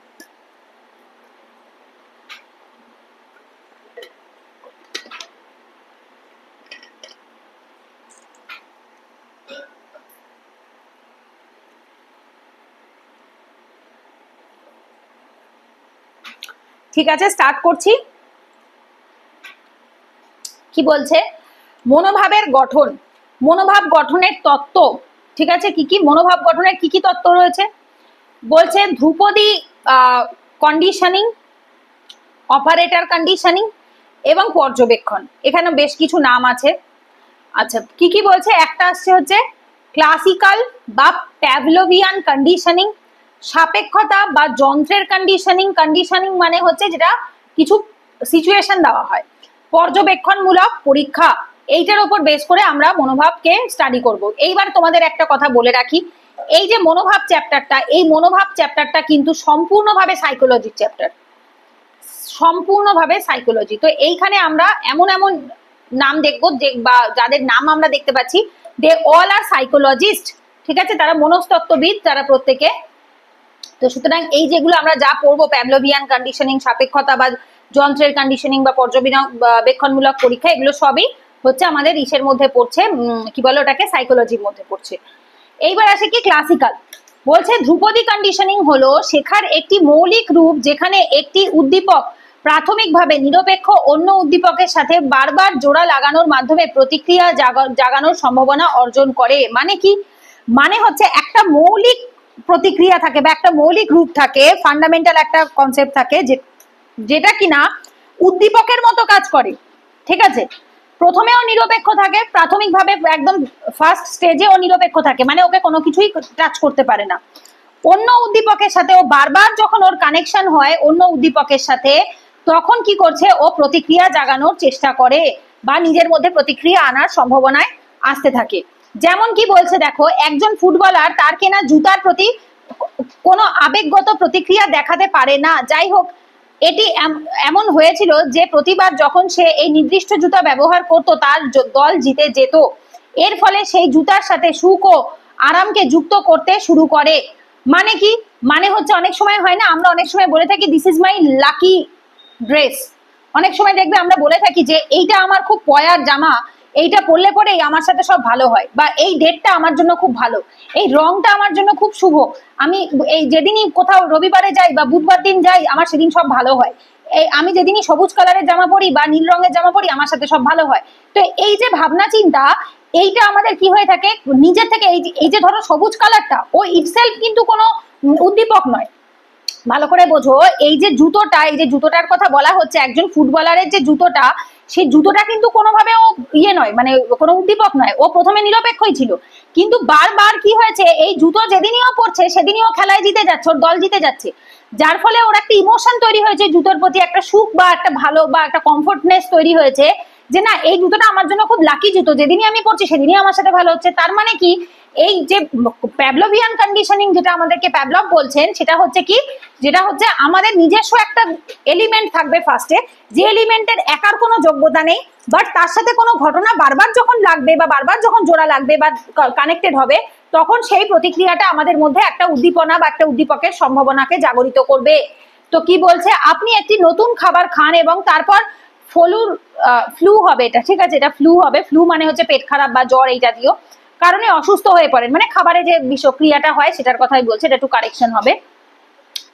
যদি এটি বারবার ঘটে তাহলে আপনি সেই খাবারের প্রতি অপছন্দ তৈরি করেন। যদি এটা খুব স্বাভাবিক, দেখবে এরকম আমার নিজের সাথেই বহুবার হয়েছে, আমরা বাইরে বেরিয়ে আমি যখনই ফাস্ট ফুড বা রাস্তাঘাটের কোনো খাবার খেয়েছি, সেটা ফুচকা হোক বা যে কোনো কিছু বাইরের খাবার হোক, খেয়েই রাত্রিবেলা অসুস্থ হচ্ছে, পায়খানা হচ্ছে, বমি হচ্ছে, শরীর খারাপ হচ্ছে, মাথা ঘোরাচ্ছে, গ্যাস হচ্ছে, যার ফলে আমি বাইরের খাবার খাওয়া বন্ধ করে দিয়েছি, বিকজ আমি জানি ওটা আমার বডি নিতে পারে না। তার মানে কি, এটা আমাদের এই যে বাইরের খাবার, এটা তো অনেক লোকেই খাচ্ছে, এটা তো অনেক লোকেই খাচ্ছে, কই তারা তো অসুস্থ হচ্ছে না, তাহলে এত লোকে এত বিক্রি করছে কোথা থেকে? তার মানে এটা আমার শরীরে স্যুট করছে না, এবং আমার অসুস্থতা এই খাবারের প্রতি আমার একটা অপছন্দতা বা আমার যেই মনোভাবটা তৈরি করে দিয়েছে যে এটা আনহেলদি, এটা শরীরকে অসুস্থ করে দেয়। যদি বাবা মা বারবার তাদের প্রতিবেশীর আচরণ সম্পর্কে খারাপ কথা বলে, তাহলে শিশু ইচ্ছাকৃতভাবে বা অনিচ্ছাকৃতভাবে শিখবে যে তাদের প্রতিবেশীর আচরণ খারাপ। এটাও স্বাভাবিক, ছোট বাচ্চা যদি দেখতে থাকে যে তার বাবা মা কন্টিনিউয়াসলি তার আশেপাশে যে নেইবার রয়েছে, প্রতিবেশী রয়েছে, তার সম্পর্কে খারাপ কথা বলে, যে তারা এই তারা ওই, তারা এই খারাপ করেছে সেই খারাপ করেছে, অটোমেটিক বাচ্চাটার মানসিকতাও তাদের সম্পর্কে একটা খারাপ ধারণা পোষণ করবে। তার মানে কি এই প্রতিবেশী কি খারাপ? না, নাও হতে পারে এই প্রতিবেশী খারাপ, কিন্তু যেহেতু সে বারবার শুনেছে, সেহেতু তার আচরণের সাথে মানে তার মনোভাবের বারবার সেটা গেঁথে গেছে, এবং এইটা শুনে শুনে সে তাদের প্রতি একটা খারাপ ধারণা পোষণ করছে। এইটাকে প্যাভলোভিয়ান কন্ডিশনিং বলা হয়ে থাকে। মানে প্রথম জিনিসটি ভালো হতে পারে, নাও হতে পারে, মন্দও হতে পারে, বা কিছুই নাও হতে পারে, তার জন্য এই ওয়ার্ডটা ইউজ করা হয়েছে নিউট্রাল, নিরপেক্ষ, ভালো মন্দ কিছুই আমরা জানি না, কিন্তু সেটাকে আমরা ভালো বা মন্দের সাথে যুক্ত করে দিচ্ছি। কেন? আমাদের সাথে বারবার একই ঘটনা যখন যুক্ত হচ্ছে, তার ফলে আমাদের এই ধারণাটা তৈরি হচ্ছে। বোঝা গেছে? সেকেন্ড টপিকে আসবো আমরা, সাপেক্ষতা বা যন্ত্রের কন্ডিশনিং। কি সাপেক্ষতা বা যন্ত্রের কন্ডিশনিং হলো যখন কোনো মনোভাব তৈরি হয় কারণ এটি পুরস্কার বা অভিজ্ঞতার মাধ্যমে শক্তিশালী করা হয়েছে, অথবা শাস্তি বা অপ্রীতিকর অভিজ্ঞতার মাধ্যমে নিরুৎসাহিত করা হয়েছে। যেমন এক্সাম্পলে বলছে, একজন অভিভাবক ছোট বাচ্চাদের সাথে স্কুল পরবর্তী প্রোগ্রামে সাহায্য করার জন্য একজন কিশোরীর প্রশংসা করতে পারেন, ফলস্বরূপ কিশোরীর স্বেচ্ছাসেবক কাজের প্রতি ইতিবাচক মনোভাব গড়ে উঠতে পারে। মানে কি? মানে হচ্ছে, লাইনটা একটা একটা করে বুঝবো আমরা, যখন কোনো মনোভাব তৈরি হয় কারণ এটি পুরস্কার বা আনন্দদায়ক অভিজ্ঞতার মাধ্যমে শক্তিশালী বা স্ট্রং হয়েছে, বা শাস্তি বা অপ্রীতিকর অভিজ্ঞতার মাধ্যমে এটা নিরুৎসাহিত হয়েছে। মানে কি? ভালো করে বোঝো, যখন ধরো তুমি একটা ভালো কাজ করো, তোমাকে অ্যাওয়ার্ড দেওয়া হয়, তোমাকে আনন্দ দেওয়া হয়, তোমার এক্সপেরিয়েন্স খুব ভালো হয়, তোমার অভিজ্ঞতা খুব সুন্দর হয়, যার ফলে কি হয়, তোমার ওই জিনিসটার প্রতি যে ভাবনা চিন্তা সেটা আরো বেশি স্ট্রং হয়, শক্তিশালী হয়। কিন্তু ধরো তুমি এমন কিছু করলে যার ফলে তোমাকে শাস্তি দেওয়া হলো বা তোমাকে অপ্রীতিকর ঘটনার সম্মুখীন হতে হলো, তখন কি হবে? তুমি সেখানে যেতে চাইবে না, নিরুৎসাহিত হবে। খুব ছোট করে একটা এক্সাম্পল বলি, ধরো তুমি কোনো একটা স্কুলে কোনো একটা অনুষ্ঠানে পার্টিসিপেট করেছো, বা কলেজে কোনো একটা অনুষ্ঠানে পার্টিসিপেট করেছো, তুমি একটা ডান্স করেছো বা একটা আবৃত্তি বলেছো, সবাই খুব সুন্দর হাততালি দিয়েছে, তোমাকে অ্যাওয়ার্ড দেওয়া হয়েছে, একটা পুরস্কার দেওয়া হয়েছে, তুমি তাদের মধ্যে ফার্স্ট হয়েছো, এবং যখন তুমি সেখান থেকে বাড়ি থেকে মানে ওখান থেকে ফিরছিলে, তোমাকে তো খাবারের প্যাকেট দেওয়া হয়েছে, তোমাকে বাড়ি অবধি ছেড়ে দেওয়া হয়েছে। এইটা তোমার কি করেছে? একটা সুন্দর আনন্দদায়ক অভিজ্ঞতা দিয়েছে এবং পুরস্কারও দিয়েছে, যার ফলে তোমার পরের বার আবার একটা অনুষ্ঠানে জয়েন করার খুব ইচ্ছে জেগেছে, যে কেন, আমি আগের বারের এক্সপেরিয়েন্স খুব ভালো। আবার সেই ওই একই অনুষ্ঠানে আরেকটা বাচ্চা, আরো অনেক বাচ্চা নাম দিয়েছিল, তাদের মধ্যে আরেকটি ছেলে বা আরেকটি মেয়ে নাম দিয়েছিল, সে পুরস্কার ধরো শাস্তি বাদই দিলাম, ধরো সে পুরস্কার পায়নি, সে সব থেকে কম নাম্বার পেয়েছে, এবং সে যখন বাড়ি ফিরছিল তখন তার বন্ধুরা তাকে হেয় করেছে, এ নাচতে পারে না, গান করতে পারে না, বেকার এসবে নাম দিয়েছে, এবং সে খুব অপমানিত বোধ করেছে, দুঃখ পেয়েছে, তার অপ্রীতিকর অভিজ্ঞতা হয়েছে। তাহলে কি হয়েছে, পরের বার থেকে যখনই কোনো অনুষ্ঠান হবে সে আর সেখানে পার্টিসিপেট করতে চাইবে না, তাকে নিরুৎসাহিত করে দিল। বোঝা গেছে? তো তার মানে একই অনুষ্ঠানের কোনো ভূমিকা নেই এখানে, শুধুমাত্র একজন ব্যক্তির অভিজ্ঞতা, তার আনন্দ বা তার শাস্তি যেটাই হয়ে থাকুক না কেন, তার ফলস্বরূপ তার কি হচ্ছে, সে পরের বার করতে চায় কি চায় না সেই অনুসারে তার মনোভাব তৈরি হচ্ছে। যেমন এখানে একটা বলছে যে একজন ইউথ হয়তো কি করছে, বাচ্চাদের স্কুলের প্রোগ্রামে স্বেচ্ছাসেবক বা ভলেন্টারির কাজ করেছে, ভলেন্টারি ছেলেদের তো দরকার হয় কাজে, ভলেন্টিয়ারিং এর কাজ করেছে, করার ফলে কি হয়েছে, তাকে প্রশংসা করা হয়েছে, অ্যাওয়ার্ড দেওয়া হয়েছে, খুশি হয়েছে। এই যে মনোভাবটা তার তৈরি হয়েছে, এই যে পজিটিভ মাইন্ডসেট, ও আচ্ছা ভলেন্টারিং করলে সবাই খুশি হয়, সবাই অ্যাওয়ার্ড দেয়, খুশি ভালো কথা বলে, ও তাহলে আমি পরের বার আবার করব। বোঝা গেছে? সো এই জিনিসটা আমাদের হয়ে থাকে, ইভেন ছোটবেলায় এটা আমরা প্রত্যেকে ফেস করেছি। যখন ভালো রেজাল্ট করতাম, দেখবে বাবা মা সবসময় বলতো, আমাকে তো অ্যাটলিস্ট প্রচুর বলেছে যে এবছর র্যাঙ্ক যদি 1 থেকে 5-এর মধ্যে থাকে তাহলে এই কিনে দেবো, এবং দিত। যখন আমরা পেতাম সেই জিনিসটা খুব আনন্দ লাগতো, আচ্ছা এই বছর আমি 1 থেকে 5-এর মধ্যে হয়েছে, আমাকে 2টো ব্যাডমিন্টন কিনে দেওয়া হয়েছে, পরের বছর মা বলেছে এবার যদি তুই 1 থেকে 3-এর মধ্যে থাকিস তাহলে তোকে পরের বছর একটা বড় পুতুল কিনে দেবো, খুব বড় একটা লম্বা পুতুলের খুব শখ ছিল আমার, তো সেটাও কিনে দেওয়া হয়েছে। তার মানে কি, এই যে জিনিসটা যে আমাকে খুব ডেডিকেটেড রেখেছে পড়াশোনার প্রতি, যে আমি জানি আমি যদি এই পড়াশোনাটা করি মা একটা পুতুল কিনে দেবে, মা 2টো ব্যাডমিন্টন কিনে দেবে, মা একটা গিফট দেবে, মা একটা খুশি হয়ে জিনিস দেবে। এই যে ভাবনাটা, এই ভাবনাটা কি করে, আমাদের যে কোনো বাচ্চা বা যে কোনো মানুষকে এনার্জি দিতে বা উৎসাহ দিতে হেল্প করে। আর একটা এক্সাম্পল কি বলছে, শিশুরা বাবা মা বা শিক্ষকের কাছ থেকে পুরস্কার অর্জনের জন্য হোমওয়ার্ক সম্পন্ন করেছে, অথবা কর্মীরা প্রশংসা বা পদোন্নতির জন্য প্রকল্পগুলি শেষ করেছে। স্বাভাবিক, বাচ্চারা হোমওয়ার্ক কমপ্লিট করে কিছু। আমার দিদির ছেলেটাই এখন এত ছোট, 4 বছর 5 বছর বয়স, দিদি আমাকে সবসময় বলতে থাকে, বদ্দি একটা রাইট দাও, বদ্দি একটা স্মাইলি দিয়ে দাও, একটা ভেরি গুড দিয়ে দাও। মানে ওইটা পাওয়ার জন্য ভালো লিখছে, ওইটা দিলেও লিখবে, ওটা না দিলে আমি যদি বলি খুব বাজে হয়েছে, ও আর আমার কাছে আসবেই না, বলবেই না যে থাক দেখাবো না তোমাকে। সো বাচ্চারা সবসময়, বাচ্চা বড় প্রত্যেকে চায় পুরস্কৃত হতে, প্রশংসিত হতে, সেই জন্য তখন তারা সেই কর্মটা করে। এটি নেতিবাচক মনোভাব বিকাশের জন্য ব্যবহার করা যেতে পারে। তো এটা কি হচ্ছে, নেগেটিভ মাইন্ডসেটের জন্য এই সেম ভাবে কাজ করে। যদি একজন কিশোরী নিয়মিত যোগাসন করে এবং মিস গুড হেলথ উপাধি পায়, তাহলে সে যোগাসনের প্রতি ইতিবাচক মনোভাব তৈরি করবে। স্বাভাবিক যে ডেলি বেসিসে যোগা করছে এবং তাকে হয়তো অ্যাওয়ার্ড দেওয়া হচ্ছে মিস গুড হেলথ বলে, এবং সে কি হচ্ছে, অটোমেটিক মানে একটা আনন্দ পাচ্ছে, উৎসাহ পাচ্ছে, এবং সেই অনুসারে সে পরের কাজটাও করবে বা আরো বেশি করে জিনিসটাকে প্রচার করার চেষ্টা করবে। তার মানে কি, আমরা যখন কোনো কাজ করি তার বিনিময়ে অবশ্যই আমরা কি চাই, একটা ফিডব্যাক চাই, সেটা ভালো হোক মন্দ হোক, যেটা আমাদেরকে কাজে উৎসাহিত করে, এনকারেজ করে। আজকে ধরো তোমরা আমার কাছে পড়ছো, এবার আমাকে যদি তোমরা জিজ্ঞেস করো, দিদি আমরা কেমন কি পড়ছি একটু যদি তুমি বলো, খুব ভালো হয়, তাহলে আমরাও একটু এনকারেজ হই, মোটিভেট হই। ধরো আমি বললাম যে ধর আমার বলার কি দরকার, তোমরা যা পড়ছো বাড়িতে তো আমি কি দেখতে যাচ্ছি, আমার জানার দরকার নেই, যেমন পারছো পড়ো, না পারলে না পড়ো, তোমরা কি আর পড়তে আসবে, বলবে দিদি কিরকম ব্যবহার করে। তো তার মানে প্রত্যেকেই ফিডব্যাক বা ভালো কথা হোক মন্দ কথা হোক, কিছু একটা চায় যেটা তাকে মোটিভেট করবে আরেকটু দূর এগিয়ে যেতে। তো এইটা কোথায় বলছে, সাপেক্ষতা বা যন্ত্রের কন্ডিশনিং এর ক্ষেত্রে। এরপর বলছে পর্যবেক্ষণমূলক শিক্ষা, পর্যবেক্ষণ করা হবে, এবার এটা অ্যানালিসিস করা হবে। কি বলছে, পর্যবেক্ষণমূলক শিক্ষা অন্যদের দেখে তথ্য ধরে রেখে এবং পরে পর্যবেক্ষণ করা আচরণগুলির প্রতিলিপি করে শেখার প্রতিক্রিয়া বর্ণনা করে। মানে কি, তথ্য বা ইনফরমেশনকে ধরে রাখে, পরে সেটাকে পর্যবেক্ষণ করে, অ্যানালিসিস করে এবং আচরণগুলিকে প্রতিলিপি করে, লিখে রাখে, ঠিক আছে, করে শেখার প্রক্রিয়া বর্ণনা করে, কি পদ্ধতিতে তুমি সেটাকে শিখতে পারো, সেই যে প্রসেসটা রয়েছে সেটাকে আলোচনা করে থাকে। মনোবিজ্ঞানী যারা রয়েছে, সাইকোলজিস্ট যারা রয়েছে, যাদের মধ্যে একজনকে অ্যালবার্ট বান্দুরা, উনি প্রায়শই মাঝে মধ্যে এই পর্যবেক্ষণের মাধ্যমে শেখার সাথে যুক্ত করার কথা বলতেন। এক্সাম্পলে কি বলছে দেখো, বোবা পুতুল পরীক্ষা। এই বান্দুরা, উনি একটা স্টাডি করেছিলেন, এই অ্যালবার্ট বান্দুরা, উনি কি বলছেন, শিশুরা একটি চলচ্চিত্র দেখেছিল যেখানে একজন প্রাপ্তবয়স্ক বারবার একটি বড় বেলুন পুতুলকে আঘাত করে এবং পরে একই পুতুলের সাথে খেলার সুযোগ পায়। প্রাপ্তবয়স্ক যখন কোনো পরিণতি পায়নি বা প্রাপ্তবয়স্ককে পুরস্কৃত করা হয়েছিল, তখন শিশুরা প্রাপ্তবয়স্কদের হিংসাত্মক কর্মকাণ্ড অনুসরণ করার সম্ভাবনা করেছিল। কিন্তু যে শিশুরা আক্রান্ত মনস্তাত্ত্বিকতার জন্য প্রাপ্তবয়স্ককে শাস্তি পেতে দেখেছিল, তাদের অনুকরণ, এটা দুবার হয়ে গেছে, দেখেছিল, দেখেছিল তাদের একটা কমা হবে, হয়তো তাদের অনুকরণ করার সম্ভাবনা কম ছিল। একটি শিশু তাদের বাবা মাকে কাপড় ভাঁজ করতে দেখেছিল, তারা পরে কিছু পোশাক তুলে নেয় এবং কাপড় ভাঁজ করার অনুশীলন করেছিল। একদল শিশু লুকোচুরি খেলতো, একটি শিশু দলে যোগ দেয় এবং কি করবে তা নিশ্চিত নয়। অন্য শিশুদের খেলা দেখার পর তারা দ্রুত মৌলিক নিয়মগুলি শেখে এবং যোগ দেয়। একটা একটা করে বোঝাচ্ছি, ভালো করে শোনো। তিনটে এক্সাম্পলের কথা বলছে কে, মনোবিদ অ্যালবার্ট বান্দুরা। তো ইনি প্রথমটা বলছে যে প্রথমে দেখা গেল ওই যে বেলুন পুতুল হয় না, সেই ঘুষি মেরে শুয়ে দেয়, দুম করে পেছন দিকে উল্টে পড়ে যায়, এক ধরনের পুতুল হয়, আমরাও ছোটবেলায় অনেক খেলেছি। তো ঘুষি মারলেই পেছন দিকে উল্টে যায়, আবার উঠে দাঁড়িয়ে পড়ে, আবার ঘুষি মারলে পেছন দিকে পড়ে যায়, উঠে দাঁড়িয়ে পড়ে। সেই পুতুলটাকে বারবার একটা ছোট বাচ্চাদেরকে দেখাচ্ছিল যে তারা ওই পুতুলটাকে দুম দুম করে বারবার করে বাড়ি মারছে আর পুতুলটা পড়ে যাচ্ছে।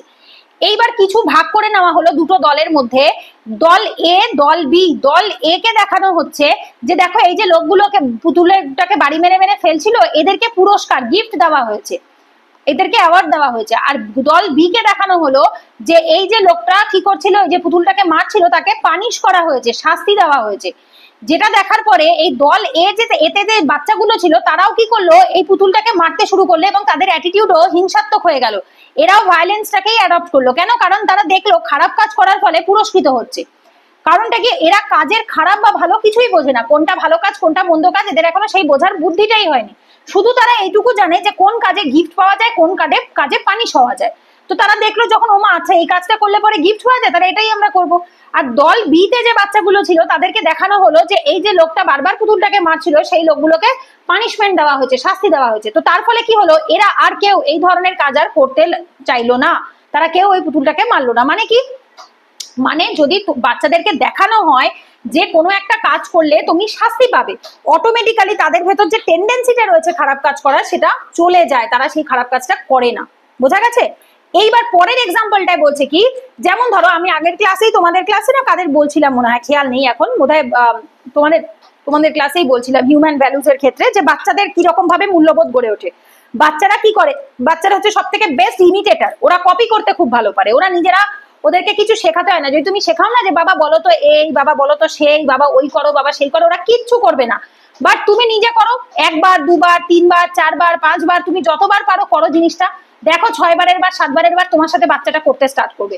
কেন? এই যে দেখাচ্ছে যে আরেকটা এক্সাম্পলে দেখানো হচ্ছে যে বাবা মা নিজেরা কিছু কাপড় তুলে নিল, নিয়ে তারা ভাঁজ করতে স্টার্ট করলো, তাই দেখে বাচ্চাটাও ভাঁজ করতে স্টার্ট করে। ওই যেটা আগের দিনের ক্লাসে আমি বলছিলাম যে ফোন দেখা আর বই পড়া নিয়ে, আজকালকার জেনারেশনের বাবা মারা নিজেরা সারাদিন হাতে ফোন নিয়ে দেখছে, স্বাভাবিক বাচ্চারাও ফোন ঘাটছে। আমাদের বাবা মাদের আমরা কোনোদিনও ফোন ঘাটতে দেখিনি, আমরা তাই জন্য বাড়ির সামনে খোলা উঠোন পেয়েছি, মাঠ পেয়েছি, আমরা মাঠে দৌড়তে গেছি, বিকেলবেলা খেলতে গেছি। তো এর ফলে কি বলছে যে বাচ্চারা ইমিটেট করে, বড়দের যা দেখে বাচ্চারাও তাই করে। একদল শিশু লুকোচুরি খেলতো এবং কি বলছে যে ধরো এখানে আরেকটা এক্সাম্পল দিয়েছে যে 5টা বা 7টা বাচ্চা একসাথে লুকোচুরি খেলছে। এবার নতুন একটা বাচ্চা এসে যুক্ত হয়েছে সেখানে, এবার ও কি জিজ্ঞেস করবে আচ্ছা লুকোচুরিটা কিভাবে খেলে একটুখানি আমাকে বলো তো? জিজ্ঞেস করে না, জেনারেলি জিজ্ঞেস করে না। ও একবার দেখবে ওরা কিভাবে খেলছে, ও আচ্ছা সবাই লুকাচ্ছে তার মানে আমাকেও লুকাতে হবে। ওরা কি করে, কপি করে, এই যে একজন চোর আর বাকিরা সবাই লুকোতে হবে, তার মানে কোথায় লুকাবো, কেমন করে লুকাবো জিজ্ঞেস করবে না। একবার দুবার দেখবে, ও দেখে তাড়াতাড়ি দ্রুত নিয়মগুলো শিখে যাবে এবং সাথে সাথে ওদের সাথে ও খেলায় যুক্ত হয়ে যাবে। এটা ছোটবেলায় আমরা নিজেরাও প্রচুর করেছি, আমরা মাঠে প্রচুর খেলতে যেতাম, বিকেলে 4টে থেকে 6টা 7টা আমরা খেলতাম।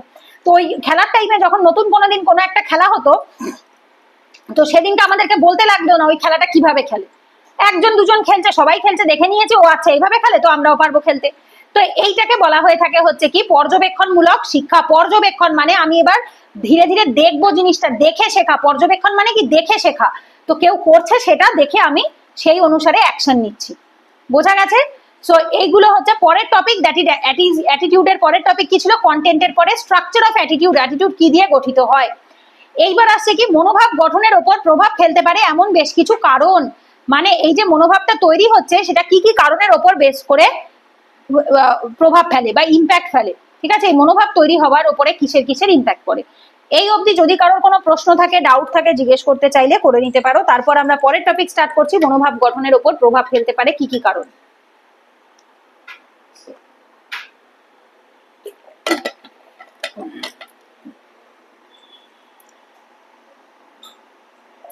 ওকে, স্টার্ট করছি। পরের টপিক কি বলছে, প্রথম কারণ কি বলছে দেখো, অভিজ্ঞতা। এটা নিয়েই তো এতক্ষণ ধরে আলোচনা করছি, মানুষের যেমন অভিজ্ঞতা হয় সেরকমই মনোভাব তৈরি হয়।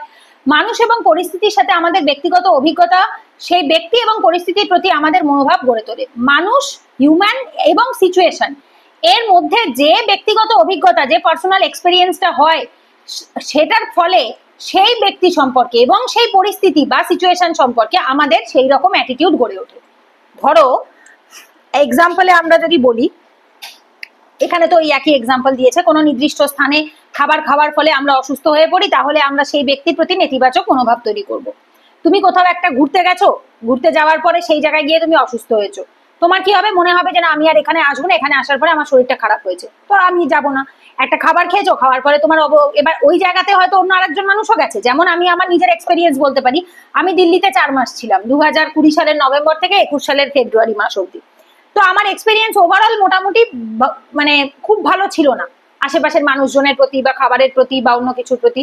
কারণ কি, আমি দেখেছি আমি বেশ কিছু জায়গায় অনেক জিনিসের প্রবলেম ফেস করেছি। এবার ধরো যারা বছরের পর বছর দিল্লিতেই থাকে, তাদের এক্সপিরিয়েন্স আমার সাথে মিলবে না, রাইট?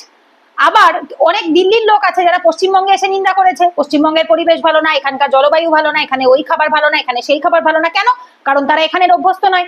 তার মানে আমাদের যে মনোভাবটা রয়েছে সেটা আমাদের নিজস্ব ব্যক্তি এবং পরিস্থিতি, এই দুটোর সাথে মেলবন্ধনের ফলে তৈরি হয়, এবং সেটা সবার ক্ষেত্রে সেম নাও হতে পারে। এই জন্য মনোভাব বা attitude person to person vary করে। এরপর আসে মেলামেশা। বলছে কি, যে কার সাথে আমরা মিশছি, আমাদের কার সাথে সম্পর্ক রয়েছে, আমরা যে দলের অন্তর্ভুক্ত তার সাথে আমাদের মেলামেশা আমাদের মনোভাবকে দৃঢ়ভাবে প্রভাবিত করে।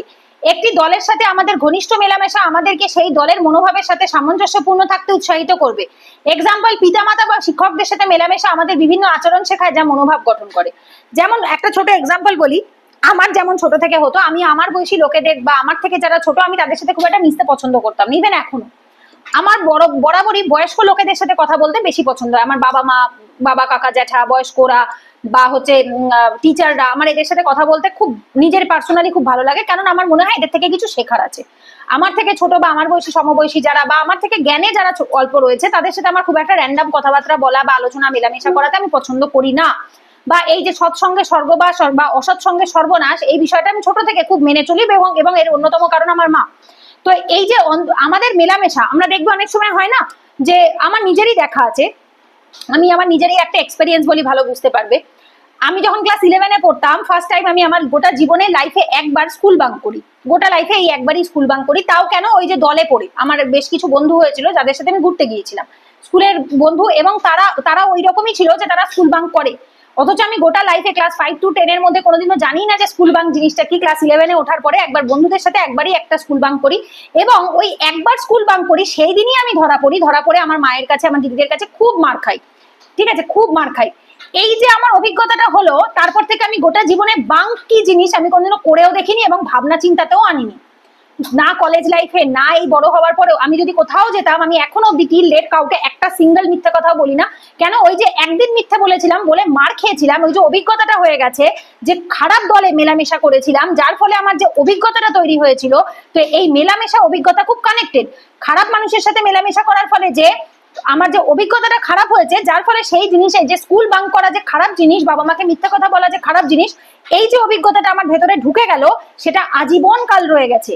2012 সালের ঘটনা আমি বলছি, আর এখন 2025 সাল চলছে, তো আজ থেকে 13 বছর আগের ঘটনা বলছি, যেটা আমার এখনো স্পষ্টভাবে মনে আছে, এবং আমি সেই জিনিস আর ভুলেও কোনোদিনও করিনি বা করবো না। তো এই যে জিনিসটা, এটা আমাদের কিসের ফলে হয়? এটা আমাদের মেলামেশার ফলে হয়। তো আমাদের মনোভাব গঠন হয় কি করে? আমরা ভালো মানুষের সাথে মিশলে, ভালো লোকের সাথে মিশলে, জ্ঞানী লোকের সাথে মিশলে আমাদের মনোভাবও ভালো হবে। যদি আমরা নিকৃষ্ট লোকেদের সাথে মিশি, আমাদের মনোভাবও নিকৃষ্ট হবে। পরের টপিক বলছে সাংস্কৃতিক নিয়ম। আমাদের কিছু কালচারাল নর্মস আছে, কিছু নিয়ম আছে। মানদণ্ড হলো আচরণ সম্পর্কে অলিখিত নিয়ম, যা প্রত্যেকেরই নির্দিষ্ট পরিস্থিতিতে দেখানো উচিত। সময়ের সাথে সাথে এই নিয়মগুলি মনোভাবের আকারে আমাদের সামাজিক জ্ঞানের অংশ হয়ে উঠতে পারে।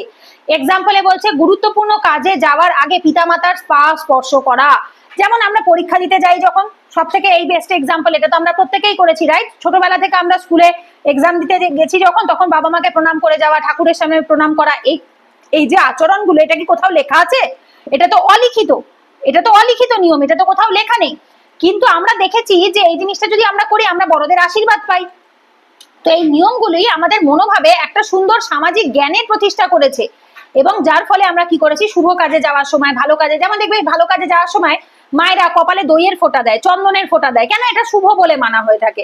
বা আরতি করে, সামনে দেখবে যে একটুখানি প্রদীপের ইয়ে নিয়ে আরতি করে ভালো কাজে যাওয়ার সময়, শুভ কাজে যাওয়ার সময় প্রণাম করলে আমরা প্রণাম করি, মায়েরা এটা করে। এবার এগুলো তো কোথাও লেখা থাকে না, এটা তো অলিখিত, কিন্তু তারপরেও আমরা করি। কেন করি? কারণ আমরা দেখেছি এটাতে আমরা তাদের আশীর্বাদ পাচ্ছি। কিছু নিয়ম থাকে, সাংস্কৃতিক নিয়ম, তার উপর বেশ করে আমাদের কিছু মনোভাব গঠন হয়। পরের বলছে ব্যক্তিত্ব, আমাদের কিছু পার্সোনালিটি রয়েছে। কি বলছে? যখন কারো নিজস্ব মনোভাব গুরুত্বপূর্ণ, অন্যদের দ্বারা ধারণ করা মনোভাবের সাথে সামঞ্জস্যপূর্ণ হয়, তখন সেগুলিকে মনোভাবের বস্তুর প্রতি সঠিক প্রক্রিয়া হিসেবে গ্রহণ করা হয়। কি বলছে? যখন কারো নিজস্ব মনোভাব গুরুত্বপূর্ণ, অন্যদের ধারণ করা মনোভাবের সাথে, মানে কি?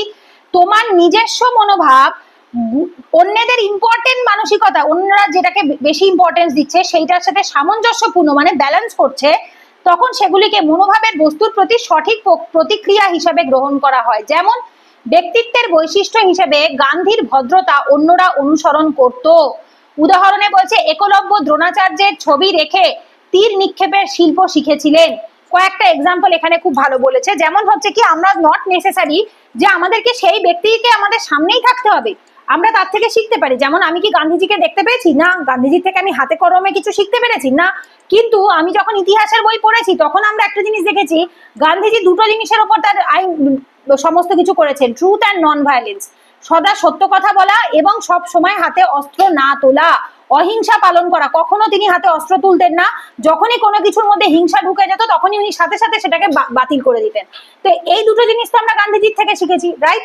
তার মানে কি, এই জিনিসটা এখন সবাই অনুসরণ করছে, মানে কোন পার্সোনালিটি বা ব্যক্তিত্বের থেকে আমরা শিখতে পারি। যেমন একলব্য দ্রোণাচার্যকে তার গুরু মানতেন, তো দ্রোণাচার্য নিজে তাকে কখনো শেখাননি, তিনি কিন্তু দ্রোণাচার্যের ছবি রেখে তিনি একটা তার মূর্তি বানিয়ে তার সামনে সে কি করেছিল, আর্চারি বা হচ্ছে যেটাকে আমরা তীর ধনুক শেখা বলে থাকি, তো সেই শিল্প, তীর নিক্ষেপের যে শিল্প রয়েছে সেইটা তিনি শিখেছিলেন। তার মানে কি, পার্সোনালিটি যদি স্ট্রং হয় তাহলে আমরা কি করি, আমাদের নিজেদের মনোভাবকে দমন করে, আমাদের নিজেদের খারাপ মনোভাবকে দমন করে অন্যের ভালো মনোভাবটাকে আমরা গ্রহণ করার চেষ্টা করি এবং সেই ব্যক্তির ব্যক্তিত্ব থেকে। এরপর আসে তথ্যের সংস্পর্শে আসা। তথ্যের সংস্পর্শে আসা কি বলছে? যেমন হচ্ছে কি, আত্মজীবনী বই, যেরকম ইনফরমেশন থেকে আমরা পাই, যখন কোনো ব্যক্তির বায়োগ্রাফি পড়ি, বই পড়ি, সংবাদপত্র পড়ি, ইন্টারনেটের মাধ্যমে বিভিন্ন তথ্যের সংস্পর্শে এসে মতামত গঠন করা হয়, যা মনোভাব তৈরি করে। 100 বার, যেমন দেখবে এই যে আমাদের এই ইউপিএসসি অ্যাসপিরেন্টদেরকে কি বলে, Hindu editorial, right? Hindu news পেপারের এডিটোরিয়ালটা পড়ো। কেন? তোমাদের মতামত, বলা হয় না যে একটা মেন্টালিটি তৈরি হবে ভালো করে লেখার মতো। তাহলে হিন্দু এডিটোরিয়ালটা আমরা কেন পড়ি? নিজেদের মনোভাব গঠনের জন্য। যেমন বলছে, যদি কোনো সরকার কোনো নতুন নীতি চালু করে তবে আমরা সংবাদপত্রের সম্পাদকীয়, এই যে এডিটোরিয়াল পেজটা, সম্পাদকীয় এবং টিভি বিতর্কের মাধ্যমে, টিভিতে যে ডিবেট হয়, প্রভাবিত করে এই নীতির বিরুদ্ধে একটি নির্দিষ্ট মতামত তৈরি করতে পারি। যেমন দেখবে খেয়াল করে, এনআরসি, সিএএ, তারপর নিউ এগ্রিকালচার বিল, তারপরে হচ্ছে ওয়াকফ বিল, এরকম বেশ কিছু সরকারের বিল আসে যে বিলগুলোতে মানুষ অনেক প্রতিবাদ করেছে। যে কেন প্রতিবাদ করেছে, কেন মানুষের মনে হয়েছে হয়তো এগুলোতে খারাপ হবে বা কিছু। এবার আমরা জেনেছি কোথা থেকে, আমরা এডিটোরিয়াল পড়েছি, আমরা টিভিতে ডিবেট দেখেছি, সেখান থেকে আমরা জেনেছি। তার মানে আমরা কারোর বায়োগ্রাফি, কোনো বই, কোনো সংবাদপত্র, কোনো নেট, ইন্টারনেট, এগুলোর থেকে যে ইনফরমেশন বা তথ্যটা পাই সেটার মাধ্যমে সেটা পড়াশোনা করেও আমাদের মনোভাব গঠিত হয়। এরপর আসে সরাসরি নির্দেশনা, ডিরেক্টলি আমি কিছু নির্দেশ পেয়েছি। কখনো কখনো সরাসরি নির্দেশনা মনোভাব গঠনকে প্রভাবিত করতে পারে। যেমন কি, কেউ যদি চুলের রং বা কোনো ফলের উপযোগিতা সম্পর্কে তথ্য দেয়, তাহলে আমরা সেই পণ্য সম্পর্কে একটি মনোভাব তৈরি করি যা ইতিবাচক বা নেতিবাচক হতে পারে। মানে কি, কথাটার মানে হচ্ছে, ধরো অনেক সময় বলে না যে এই খাবার খাও তাহলে তোমার চুলের খুব ভালো হবে, ওই ফল পরো বা এইটা লাগাও তাহলে স্কিন ভালো হবে, এটা খেলে শরীর ভালো থাকে, এটা খেলে ওই রোগ তৈরি শেষ হয়ে যায়, এটা খেলে ওই হয়। তো কোনো ফল হোক বা কোনো যে কোনো রেজাল্টের প্রতি বা যে কোনো জিনিসের প্রতি আমাদের যদি কি হয়ে থাকে, যদি কেউ ডিরেক্টলি আমাদেরকে বলে যে এটা করো, সরাসরি নির্দেশ দেয়। অনেক সময় হয় না যে ডিরেক্টলি কেউ এসে বললে, এই তুই এটা পড়ছিস না, এটা পর, ইউপিএসসি ক্র্যাক হয়ে যাবে। তো তুমি এটা আশেপাশ থেকে তুমি জানোনি, তোমাকে কেউ এসে ডিরেক্টলি তোমাকে নির্দেশনা দিয়ে বলে গেছে এইটার থেকে পড়ো, এটার থেকে পড়লেই ইউপিএসসি পাস হবে। তো তখন কি হবে, সেই জিনিসটার প্রতি তোমার ইতিবাচক মনোভাব হতে পারে অথবা নেতিবাচক মনোভাব হতে পারে। তো সেইটাকে বলা হচ্ছে সরাসরি নির্দেশনার মাধ্যমে আমাদের মনোভাব গঠন হওয়া। এরপর আসে মিডিয়া সম্পর্কিত প্রভাব। মিডিয়ার থেকে আমাদের কি প্রভাব তৈরি হচ্ছে দেখো, বলছে প্রযুক্তিগত অগ্রগতির সময়ে অডিও ভিজুয়াল মিডিয়া এবং ইন্টারনেট মনোভাব গঠনের খুব শক্তিশালী উৎস হয়েছে। উদাহরণে যদি মিডিয়া করোনা ভাইরাসের উচ্চ পুনরুদ্ধারের হাল তুলে ধরে তাহলে মানুষ কম ভয় পাবে এবং আরো শিথিল হবে। মানে কি, ভালো করে বোঝো। এবার এইটা অ্যাকচুয়ালি এখানে কোভিডের টাইমের যেহেতু বইটা ছিল, বইয়ের পাবলিকেশনটা 2021-22 সালের, তো দ্যাটস ওয়াই কোভিডের এক্সাম্পল এখানে দেওয়া আছে। এইবার একটা জিনিস ভালো করে বুঝে নাও, বলছে যে যেহেতু এখন যত দিন যাচ্ছে টেকনোলজি বাড়ছে, রাইট?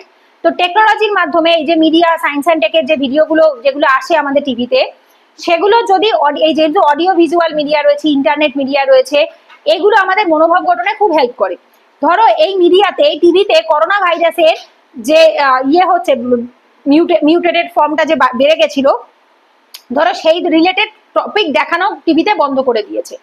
তাহলে কি হবে, মানুষের ভয় কমে যাবে, মানুষ আরো বেশি করে ওই বাইরে বেরোবে, মুখে মাস্ক পরবে না, N95 মাস্ক নেবে না, তারপরে পিপি কিট পরবে না, এই ধরনের জিনিসগুলো তারা আর ব্যবহার করবে না। শিথিল হওয়া মানে লুজ হয়ে যাওয়া।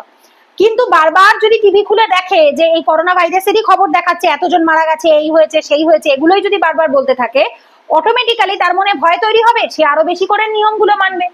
দেখবে খেয়াল করে, যখন টিভিতে কোনো খারাপ ঘটনা দেখায়, লাইক ধরো আমি যদি বলি আজ থেকে 1 বছর আগের ঘটনা, আরজি করের ঘটনাটা যখন দেখালো অগস্ট 2024-এর কথা বলছি, 2-3 মাস খুব দেখিয়েছে টিভিতে।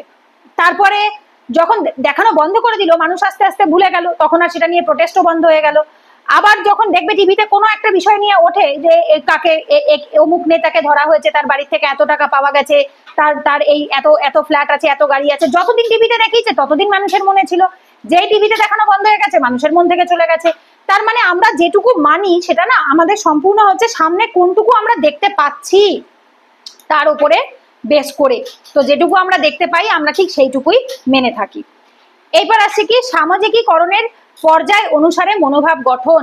ঠিক আছে, এইবার এই অবধি যত অবধি পড়ালাম, এইটা হচ্ছে একটা টপিক মনোভাব গঠনের ওপর প্রভাব ফেলতে পারে এমন কারণ। এই অবধি এসে একটা টপিক কমপ্লিট হলো, এরপরে একটা নতুন টপিক স্টার্ট হচ্ছে। এই অবধি যদি কোনো ডাউট থাকে, প্রশ্ন থাকে, জিজ্ঞাসা করতে পারো। তারপরে টপিক আমরা স্টার্ট করব সামাজিকীকরণের পর্যায় অনুসারে মনোভাব গঠন। সামাজিকীকরণ মানে সোশ্যালাইজেশন। তার জন্য মনোভাব কিভাবে গঠন করতে হয়, কিভাবে একটা বাচ্চার ছোটবেলা থেকে বড় অবধি কিভাবে মনোভাব গঠন হয়, সেটা পরের টপিকে আছে। যদি কারোর কোনো ডাউট থাকে, যত অবধি পড়ালাম, কোনো প্রশ্ন থাকে বলবে।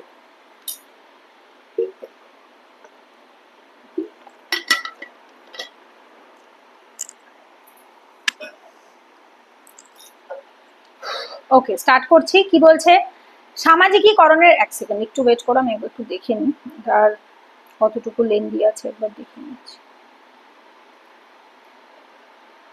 এটা মনে হয় এইটুকুই রয়েছে, তাই তো? 1 2 পেজ, 3 4। ওকে, দেখো কি বলছে, সামাজিকীকরণের পর্যায় অনুসারে মনোভাব গঠন। বলছে মনোভাবকে একটি শিক্ষিত প্রবণতা হিসেবে বিবেচনা করা হয়। এর এমন কিছু পর্যায় রয়েছে যা সামাজিকীকরণের পর্যায়গুলির সমতুল্য হতে পারে, যেমন নৈতিক বিকাশ। বিস্তৃতভাবে এটিকে শৈশব, কৈশোর এবং প্রাপ্তবয়স্কতায় ভাগ করা যেতে পারে। একটা একটা করে আগে আমরা বুঝবো। কি বলছে, মনোভাব একটা শিক্ষিত প্রবণতা হিসাবে বিবেচনা করা হয়, যেটা কিনা কি করছে রয়েছে, যা সামাজিকীকরণের পর্যায়গুলির সমতুল্য হতে পারে। সামাজিকীকরণ বা সোশ্যালাইজেশনের সমানভাবে হতে পারে, যেটাকে আমরা নৈতিক বিকাশ বা আমাদের এথিক্যাল ডেভেলপমেন্টের সাথেও তুলনা করে থাকতে পারি। যেমন কিভাবে হচ্ছে এটা, শৈশব মানে ছোট বয়সে কিভাবে এটা তৈরি হয়েছে, কৈশোর মানে মাঝ বয়সে এটা কিভাবে তৈরি হচ্ছে, এবং প্রাপ্তবয়স্ক অ্যাডাল্টহুডে কিভাবে তৈরি হচ্ছে। শৈশব বলতে জেনারেলি ছোট বয়স থেকে মোটামুটি ওই 8 বছর বয়স অব্দি টিল ধরা হয়ে থাকে। কৈশোর কোনটাকে বলা হয়, ওই 8 থেকে মোটামুটি 18 বা 10 থেকে বা 13 থেকে ধরতে পারো, 12 থেকেই ধরো, ওই 10-12 বছর অব্দি মোটামুটি শৈশব থাকে। তারপর ওই ধরো 10-12 থেকে টিনেজ থেকে 18 অব্দি কৈশোর থাকে। প্রাপ্তবয়স্ক হচ্ছে 18 থেকে ওপরে যেটা থাকে, দ্যাট ইজ প্রাপ্তবয়স্ক। এইবার বলছে কি শৈশবকাল। শৈশবকাল কোনটাকে বলা হচ্ছে, এটি মনোভাব গঠনের সবচেয়ে গুরুত্বপূর্ণ পর্যায়। সবচেয়ে গুরুত্বপূর্ণ কেন, কারণ এই সময় ছোট বয়সে বলে না যে কোরা কাগজ বা সাদা কাগজে তুমি প্রথমে যা লিখবে সেটাই থেকে যাবে। এই যে ধরো আমি আগে এখানে লিখলাম, এখানে আমি কিছু লিখে দিলাম, ABCD এখানে লিখে দিলাম। এইবার পরের বার যদি আমি তোমাকে এইটুকু জায়গায় দিয়ে থাকি আর যদি বলি যে নাও এবার কিছু লেখো, তো তুমি এর ওপর থেকে ধরো EFG লিখলে, EFGH লিখলে, বাট আমি বুঝতে পারছি না, গিজি হয়ে গেল। তো দ্যাট মিনস হচ্ছে ছোট বাচ্চার মন হচ্ছে এরকম সাদা পরিষ্কার কাগজ থাকে, এর মধ্যে যা লেখা পড়ে সেটা একদম স্পষ্টভাবে ধারণায় গেঁথে যায়, কারণ তার উপরে যা পড়বে, দ্বিতীয়বার যেগুলো পড়বে সেই দ্বিতীয়বারের পড়াগুলো আর অতটা স্পষ্ট হবে না, ওটা ওর ওপরে ওর সাথে মিশে একটা ইম্প্যাক্ট ফেলবে। আর বড় হওয়ার পর যেটা ফেলবে সেটা আরোই বেশি মিশে যাবে এবং সেটা আরোই বেশি অস্পষ্ট ধারণা দেবে। তার কারণ কি, ছোট বয়সে যেহেতু মনে যা থেকে গেছে সেগুলো অনেকটাই থেকে যায়। একটা রোগের নাম শুনেছো তোমরা, আলঝেইমার ডিজিজ। এই আলঝেইমার ডিজিজে মানুষ ভুলে যায়, বর্তমানে যা যা ঘটছে সেগুলো ভুলে যায়, বাট তার পুরোনো স্মৃতি সব মনে থাকে। জেনারেলি এটা বয়স্কদের সাথে হয়ে যায়, হয় এটা যারা সিনিয়র সিটিজেন হয়, 60-এর ওপর বয়স হয় তাদের এটা হয়ে থাকে, বয়স্ককালে আলঝেইমার ডিজিজটা অনেক অনেক বয়স্কদেরই হয়ে থাকে। তো কেন, এই যে সেই সময় তারা তাদের ডে টু ডে লাইফটা ভুলে যায়, মানে তারা প্রত্যেকদিন কি খাচ্ছে, কি পড়ছে, কি করছে, কিন্তু ছোট বয়সে বলা তাদের কথা, ছোট বয়সে করা তাদের কাজ, তাদের সব মনে থাকে। তো শৈশবকাল একটা বিশাল বড় ইম্প্যাক্ট ফেলে সাইকোলজি বা মনোভাব গঠনের ক্ষেত্রে। যেহেতু একটি শিশুর মন পরিষ্কার থাকে, তাই সে যা কিছু পর্যবেক্ষণ করে তার মনে ছাপ ফেলে। একটি শিশু যেভাবে বিভিন্ন বস্তুর সংস্পর্শে আসে তা বিভিন্ন প্রভাব তৈরি করে। উদাহরণস্বরূপ মাতৃভাষা শেখা।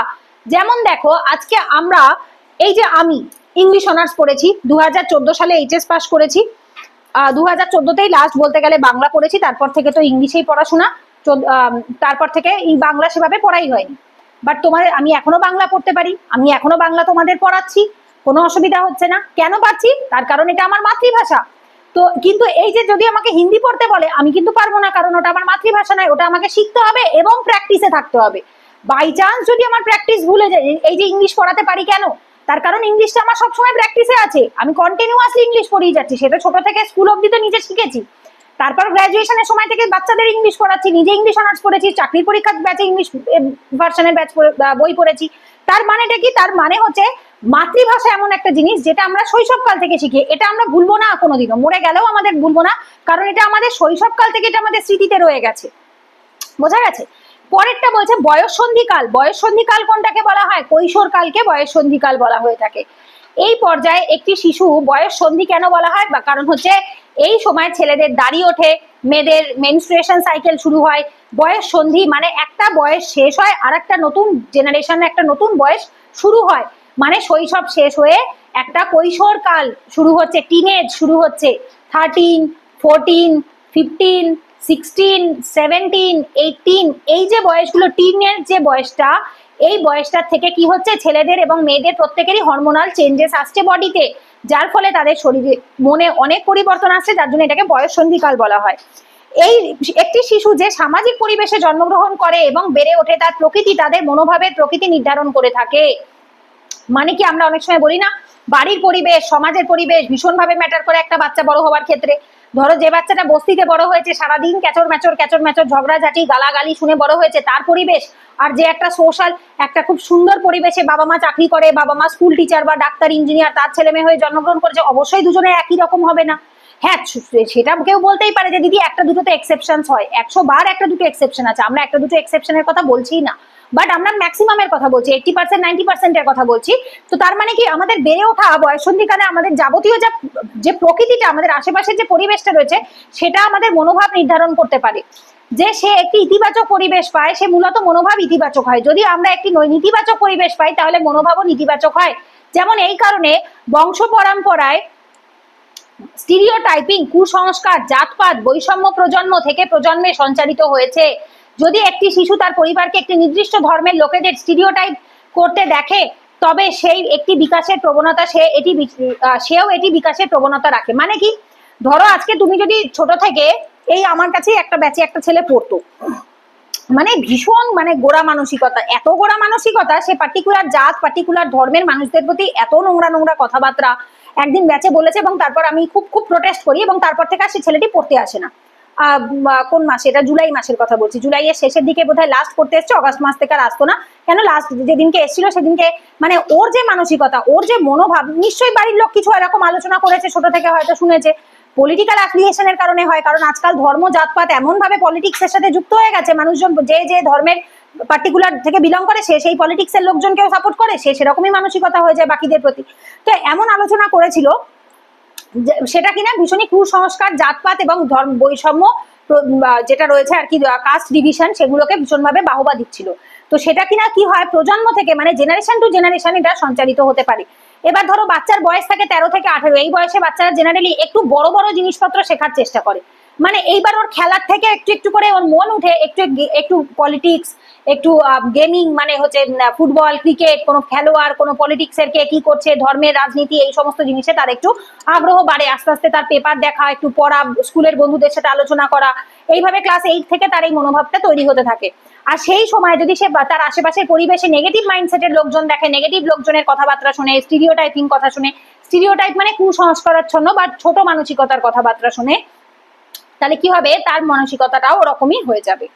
এরপর আসছে কি প্রাপ্তবয়স্কতা। প্রাপ্তবয়স্কতা কোনটা, যখন আমাদের প্রাপ্তবয়স্ক বয়স হয়, মানে 18 বছর বয়স হয়ে যায়, আমরা অ্যাডাল্ট হয়ে যাই। এটি সবচেয়ে কম কার্যকর পর্যায়, কারণ একজন প্রাপ্তবয়স্কের একটি নির্দিষ্ট জিনিসের প্রতি নিজস্ব কুসংস্কার এবং জ্ঞান থাকে।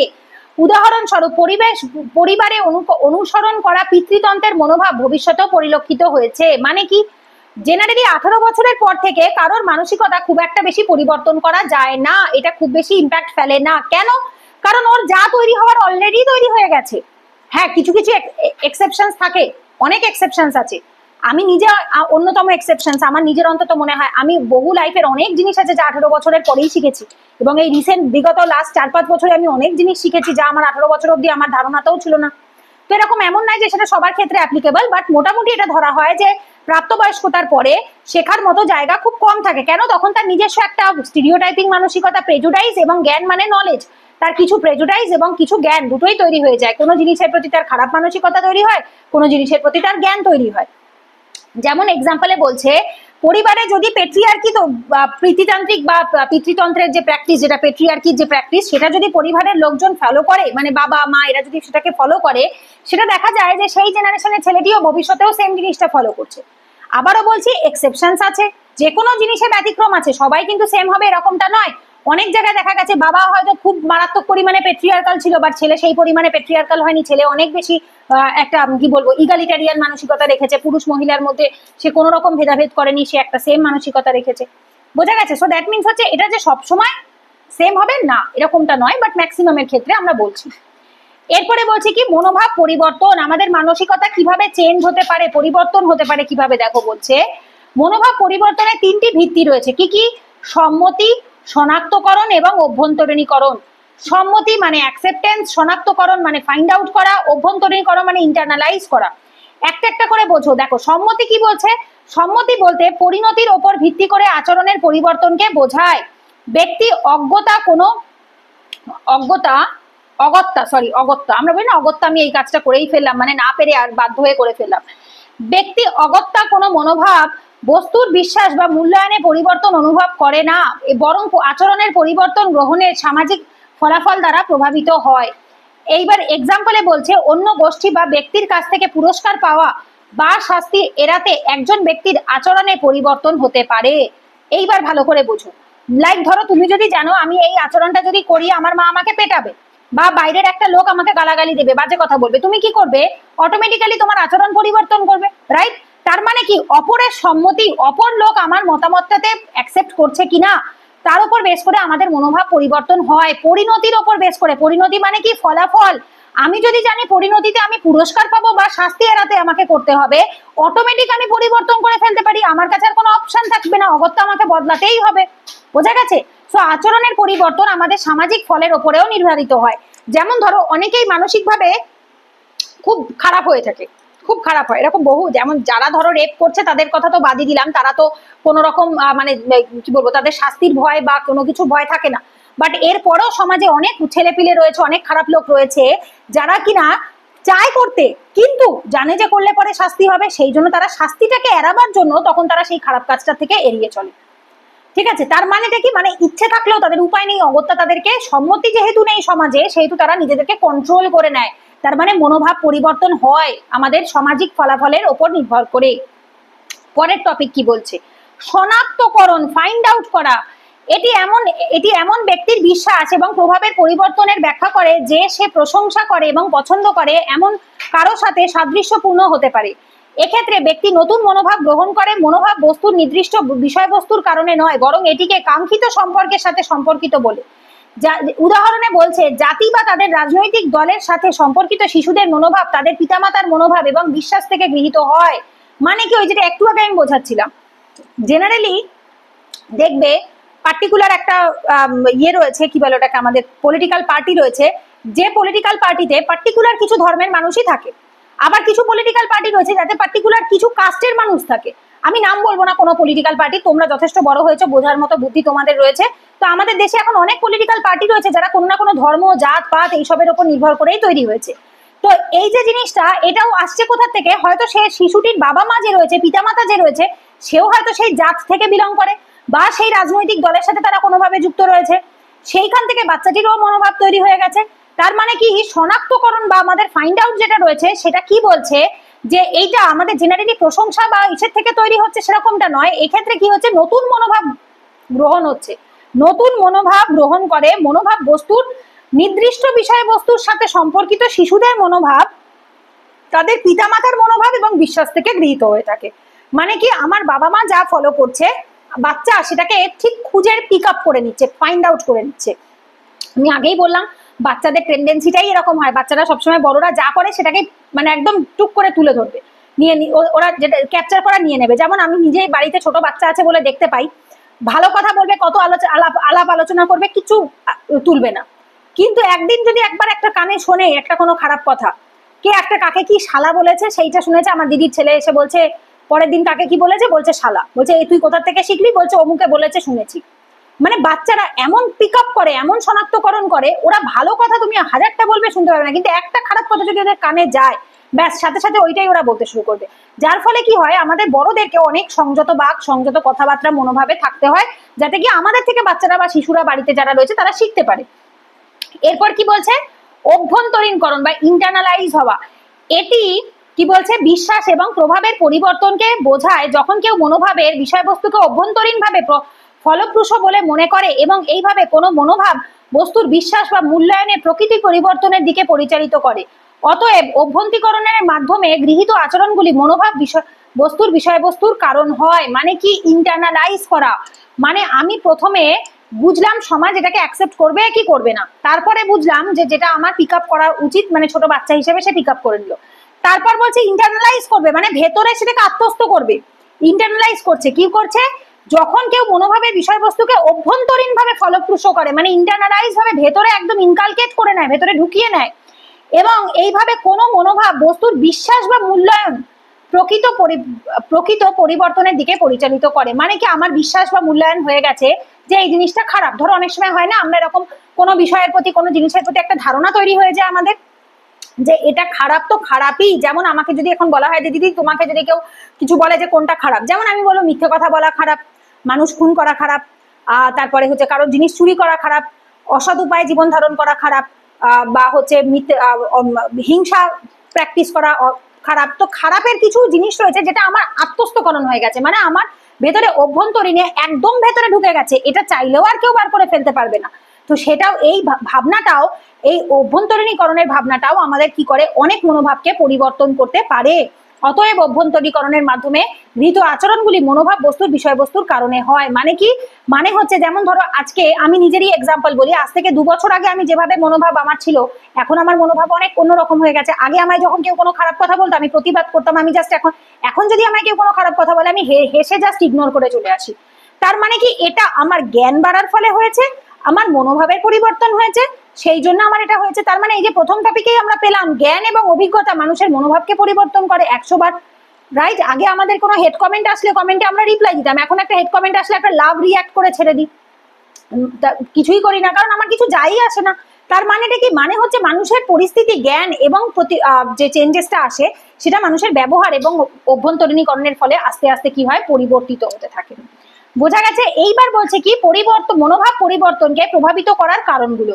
এই যে মনোভাব পরিবর্তিত হচ্ছে তার বেশ কিছু কারণ আছে। কি কি কারণ আছে দেখো, বলছে এক হচ্ছে বিদ্যমান মনোভাবের বৈশিষ্ট্য। বিদ্যমান মানে আমার ভেতরে যেটা অলরেডি এক্সিস্ট করছে, অলরেডি এক্সিস্টিং অ্যাটিটিউডস, তার কি বৈশিষ্ট্য রয়েছে, মানে আমার মধ্যে যেটা অলরেডি আছে বিদ্যমান, এটি ইতিবাচক মনোভাবের পরিবর্তন নেতিবাচক মনোভাবের তুলনায় সহজেই ঘটে। কি বলছে, একটি ইতিবাচক মনোভাবের পরিবর্তন একটি নেতিবাচক মনোভাবের তুলনায় সহজেই ঘটে, মানে একটা নেগেটিভ মাইন্ডসেটের যে খারাপ যে জিনিসটা রয়েছে তার পরিবর্তন একটি ইতিবাচক মনোভাবের যে পরিবর্তন থাকে সেটা খুব সহজেই হয়ে যায়। কার তুলনায়? নেতিবাচকের। মানে আমরা নেগেটিভ জিনিসের থেকে পজিটিভ জিনিসটাকে খুব তাড়াতাড়ি আমরা অ্যাকসেপ্ট করি। উদাহরণস্বরূপে বলছে, যদি কোনো ব্যক্তি তার দেশের অর্জন এবং মহৎ ব্যক্তিদের সম্পর্কে পড়েন, তাহলে আজকের রাজনীতিবিদের সাথে তুলনা করলে তার দেশের প্রতি তার ইতিবাচক মনোভাব আরো ইতিবাচক বা নেতিবাচক হয়ে ওঠে। কথাটা 100% ঠিক। আমি যদি আজকে জওহরলাল নেহরু, গান্ধীজি, নেতাজি সুভাষচন্দ্র বোস, বল্লভভাই প্যাটেল এদের সাথে বর্তমান পলিটিক্যাল নেতাদের কম্পেয়ার করি, তাহলে অবশ্যই আমার ইদার ইতিবাচক মানসিকতা হবে অথবা নেতিবাচক হবে। পরিবর্তন তো হবে, 100 বার পরিবর্তন হবে। তার মানে কি, বিদ্যমান মনোভাব, অলরেডি এক্সিস্টিং মনোভাব হয়তো আমার এখনের বর্তমান পলিটিক্যাল পার্টির এমএলএ, এমপি বা চিফ মিনিস্টার, প্রাইম মিনিস্টারের প্রতি হয়তো ভালো ছিল, বাট যেই মুহূর্তে আমি আগের লিডারদের সম্পর্কে পড়লাম তখন মনে হচ্ছে, আরে এরা তো এদের কাছে কিছুই না। তখন আমার কি হলো, এদের সম্পর্কে নেতিবাচক ধারণা হয়ে গেল আর আগের দিনের সম্পর্কে ইতিবাচক ধারণা হয়ে গেল। তার মানে এইটা সময়ের সাথে সাথে পরিবর্তন হয়। বোঝা গেছে? এরপর আসে উৎসের বৈশিষ্ট্য। উৎসের বৈশিষ্ট্য কি কি বলছে, মানে সোর্স, আমরা যে সোর্সটা পাচ্ছি, যেখান থেকে আমাদের চেঞ্জেসটা আসছে। বলছে উৎসের আকর্ষণ এবং উৎসের বিশ্বাসযোগ্যতা হলো দুটি গুরুত্বপূর্ণ কারণ যা মনোভাব পরিবর্তনকে প্রভাবিত করে।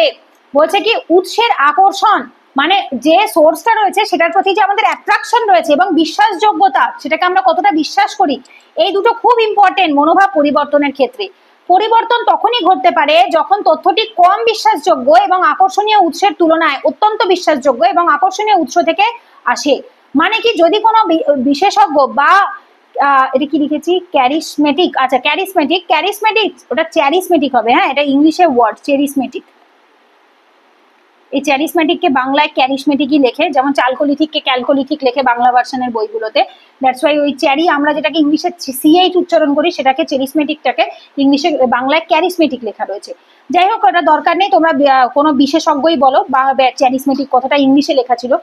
ব্যক্তিত্ব দ্বারা প্রচারিত হয়, তবে পণ্যের বিক্রয় আরো বৃদ্ধি পায়। যেমন ধরো, দেখবে এই যে কি যেন বিমালের কি একটা অ্যাড দেয় না, কি যেন পান মশলা নাকি, হ্যাঁ, তো সেই কি বলো জুবা কেসারি, তা কারা অ্যাড দেয় ওইখানে হচ্ছে তোমাদের এই অজয় দেবগান, শাহরুখ খান, সালমান খান, এই সমস্ত লোকগুলোকে দিয়ে অ্যাড দেওয়ায়। কেন?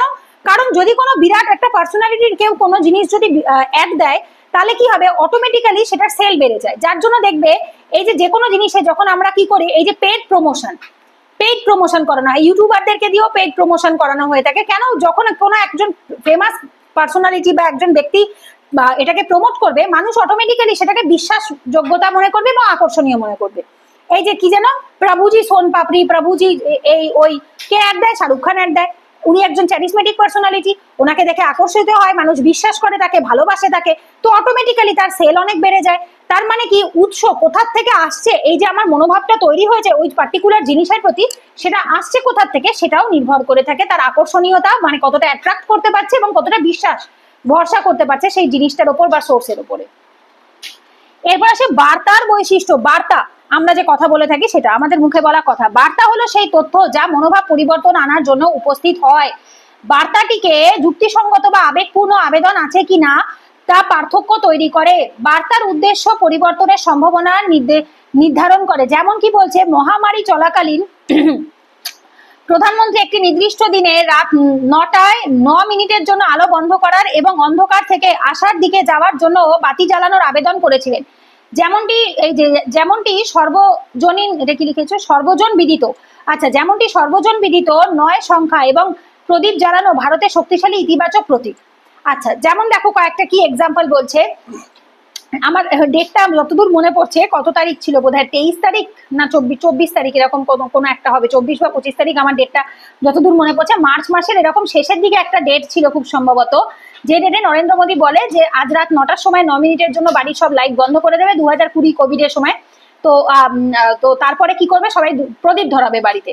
তো জেনারেলি কি হয়ে থাকে, এই যে প্রদীপ জ্বালানো, এটা এখানে কি হয়েছে, এটা হচ্ছে কি আশার আলো, রাইট, অন্ধকার থেকে আশার আলো, মানে এই যে খারাপ পরিস্থিতি দেশে চলছে সেখান থেকে আমরা ভালোর দিকে যাব। তো এইটা কি হচ্ছে, এটা একটা পজিটিভ প্রতীক, পজিটিভ সাইন, শক্তিশালী।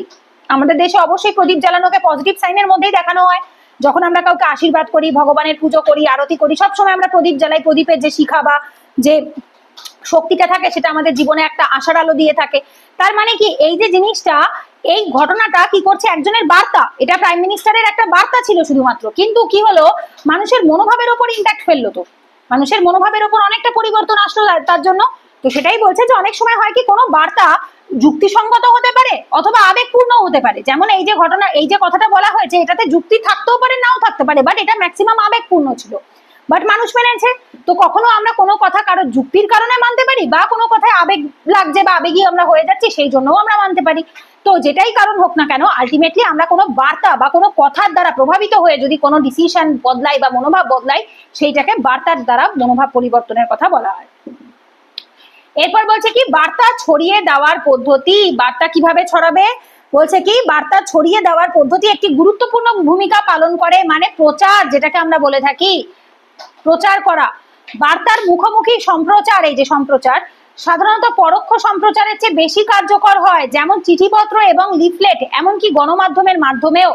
ছোট বাচ্চাদের জন্য ওআরএস এর প্রতি ইতিবাচক মনোভাব তৈরি হয় যদি সম্প্রদায়ের সমাজকর্মী এবং ডাক্তাররা রেডিওতে ওআরএস এর সুবিধাগুলি বর্ণনা করার চেয়ে সরাসরি মানুষের সাথে কথা বলে বার্তাটি ছড়িয়ে দেয়। মানে কি, মানে জেনারেলি দেখে থাকবে যদি কখনো ম্যাগাজিনে কিছু ছাপা হয়, ম্যাগাজিনে কিছু লেখা থাকে যে এটা খাও ওই ভালো হবে, ওটা করো ওই ভালো হবে, আমরা জেনারেলি সেগুলো শুনি না।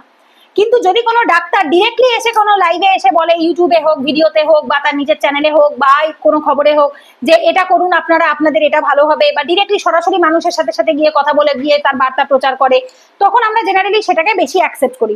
তার মানে কি, কিভাবে বার্তাটা প্রচারিত হচ্ছে, সম্প্রচারিত হচ্ছে, সেটাও অনেকটা ভাবে ম্যাটার করে। সো বার্তা ছড়িয়ে দেওয়ার যে পদ্ধতিটা থাকে সেটাও আমাদের কি করছে, মনোভাবের পরিবর্তনের ক্ষেত্রে অনেকটা হেল্প করে।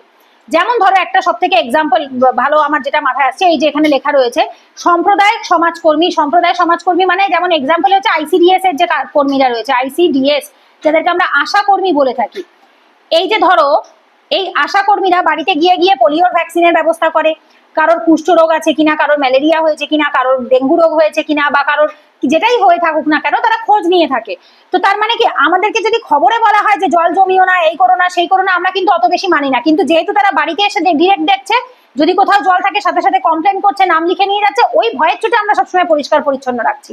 তার মানে যত ডিরেক্ট কন্ট্যাক্টের মাধ্যমে আমাদের কাছে বার্তাটা ছড়াবে, যত আমাদের কাছে ডিরেক্ট কন্ট্যাক্টের মাধ্যমে বার্তাটা আসবে, তত আমরা কি করব, সেই জিনিসটা মেনে চলবো, মেনে চলার চেষ্টা করব।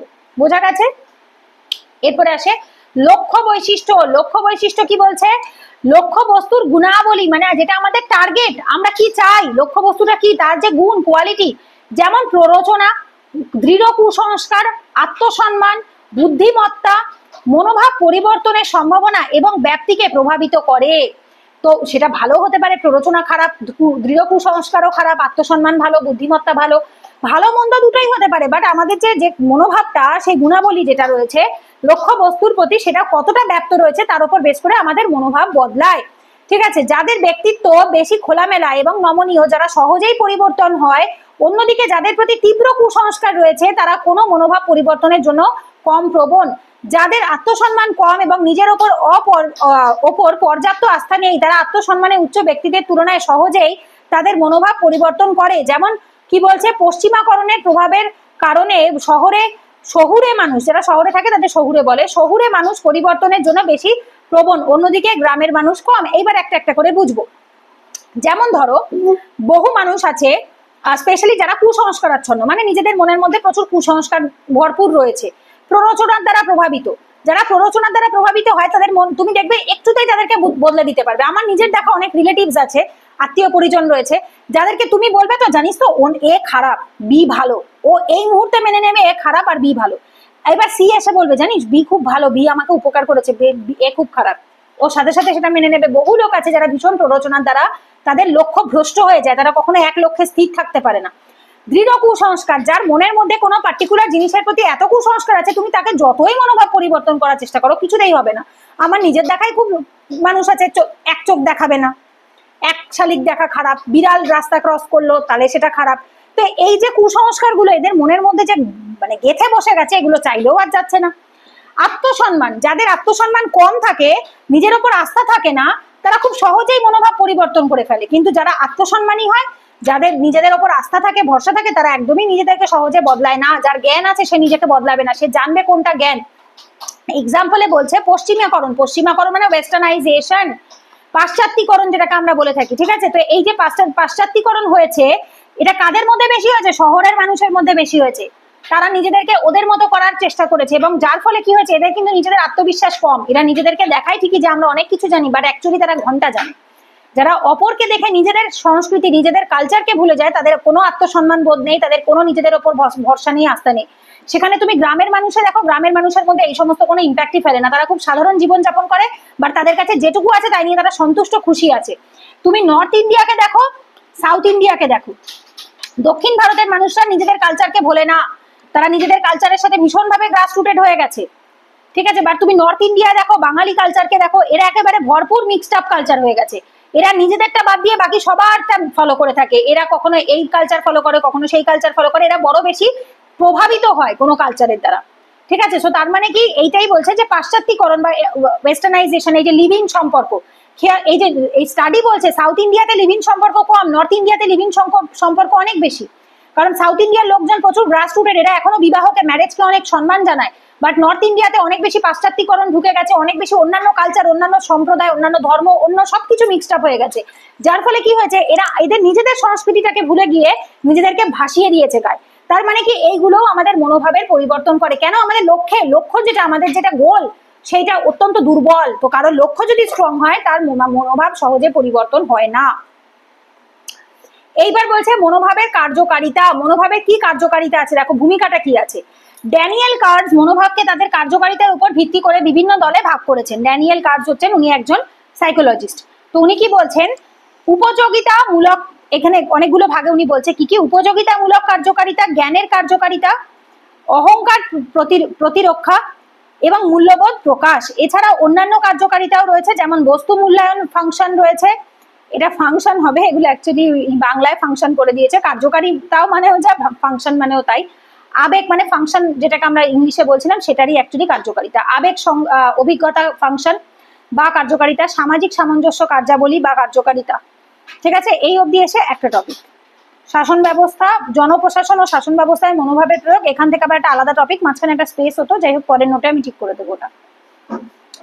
আচ্ছা, এইবার কি বলছে এখানে, উপযোগিতামূলক কার্যকারিতা। উপযোগিতা মানে হচ্ছে আমাদের কোনটা উপকার হচ্ছে। বলছে উপযোগিতামূলক কার্যকারিতা বা ফাংশন, ফাংশনের কথা বলা হচ্ছে। হ্যাঁ, কার্যকারিতা মানেই হচ্ছে ফাংশন। একটা টপিক ছিল সিলেবাসে, ফাংশন অফ অ্যাটিটিউড, তো ওইটাই আমরা পড়ছি। বলছে কি, উপযোগিতামূলক কার্যকারিতা এমন একটি মনোভাবে বিদ্যমান যা মনোভাবের বস্তু থেকে প্রাপ্ত পুরস্কার সর্বাধিক করে এবং শাস্তি কমিয়ে দেয়। যদি কোনো ব্যক্তি সামাজিকভাবে গ্রহণযোগ্য মনোভাব ধারণ করে বা প্রকাশ করে, তবে অন্যান্য লোকেরা তাকে অনুমোদন এবং সামাজিক গ্রহণযোগ্যতা দিয়ে পুরস্কার করবে। উদাহরণে বলা যায়, রাজনীতিবিদেরা ভোট পেতে সহায়তা করার পাশাপাশি সংরক্ষণের প্রতি ইতিবাচক মনোভাব দেখান। শিশুরা প্রায়শই ডিসেম্বর মাস সম্পর্কে একটি ইতিবাচক অনুভূতি অর্জন করে, কারণ তারা এটিকে ছুটির মাস, উপহার এবং ছুটির সাথে যুক্ত করে। একটা একটা করে বোঝো। উপযোগিতামূলক কার্যকারিতা তার মানে কি, অ্যাটিটিউড বা মনোভাবের কি কার্যকারিতা রয়েছে। প্রথম কার্যকারিতাই বলছে উপযোগিতা, মানে যেটাতে আমাদের উপকার বেশি হয়, যে কাজ থেকে আমরা উপকার বেশি পাই, সেখান থেকে আমাদের যেটাতে পুরস্কার বেশি, শাস্তি কম, মানে অ্যাওয়ার্ড বেশি আছে। এই যে বলছে কি, প্রাপ্ত পুরস্কার বেশি হবে, শাস্তি কমিয়ে দেবে, সেটার প্রতি আমাদের কার্যকারিতা বেশি থাকবে, সেটাই আমরা সামাজিকভাবে অ্যাকসেপ্ট করবো। এই যে সামাজিকভাবে গ্রহণযোগ্যতা মনোভাব তৈরি করবে। যেমন দেখো, রাজনীতিবিদরা কি করে, ভোট পাওয়ার জন্য তারা তখন রিজার্ভেশনের কথা বলে, রিজার্ভেশন ভালো, SC ST OBC সবাই সমান, কেউ নিচে নয়, কেউ ওপরে নয়, সব ধর্ম সমান, এই সমস্ত গল্প তখন তারা দিতে থাকে। মানসিকভাবে তারা যাই ভাবুক না কেন, বাট তখন তারা বলবে, কেন, ভোট পেতে গেলে তো সবাইকে হাতে রাখতে হবে। আবার শিশুরা দেখবে ডিসেম্বর মাসটাকে খুব পছন্দ করে। কেন? বড়দিনের ছুটি পায়, 25 তারিখ থেকে 1 তারিখ অব্দি 7 দিনের ছুটি থাকে, তখন ক্রিসমাসের কেক কাটা হয়, ওকে গিফট দেয়, ওকে গিফট দেয়, এটার একটা কারণ হতে পারে।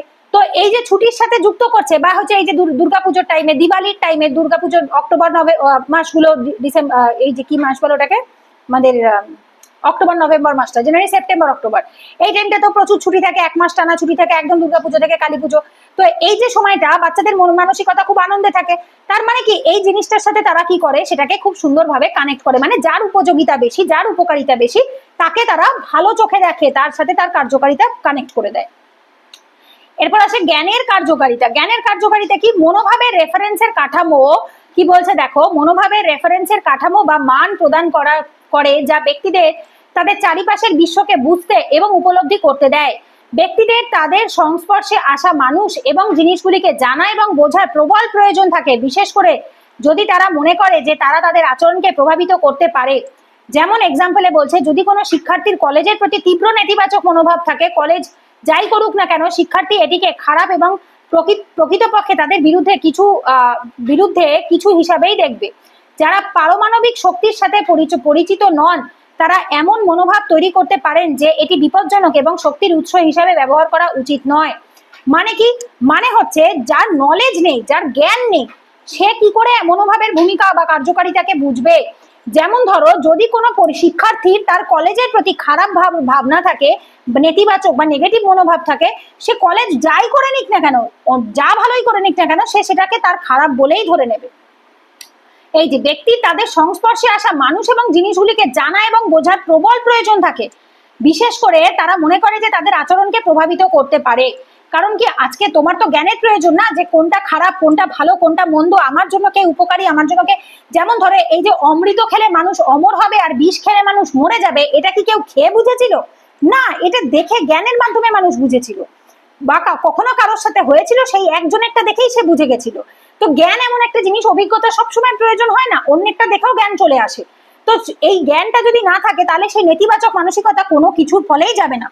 তো কিছু কিছু মানুষের থাকে পারমাণবিক শক্তির প্রতি খুব নেগেটিভ মাইন্ডসেট থাকে। তারা মনে করে এই পারমাণবিক শক্তি একটা বিপজ্জনক, এটা যে শক্তির উৎস হিসেবে ব্যবহার করা যেতে পারে সেটা তারা মানতেই চায় না, এবং তারা বলে যে না, শক্তির উৎস হিসেবে আমরা এটাকে ব্যবহার করবোই না।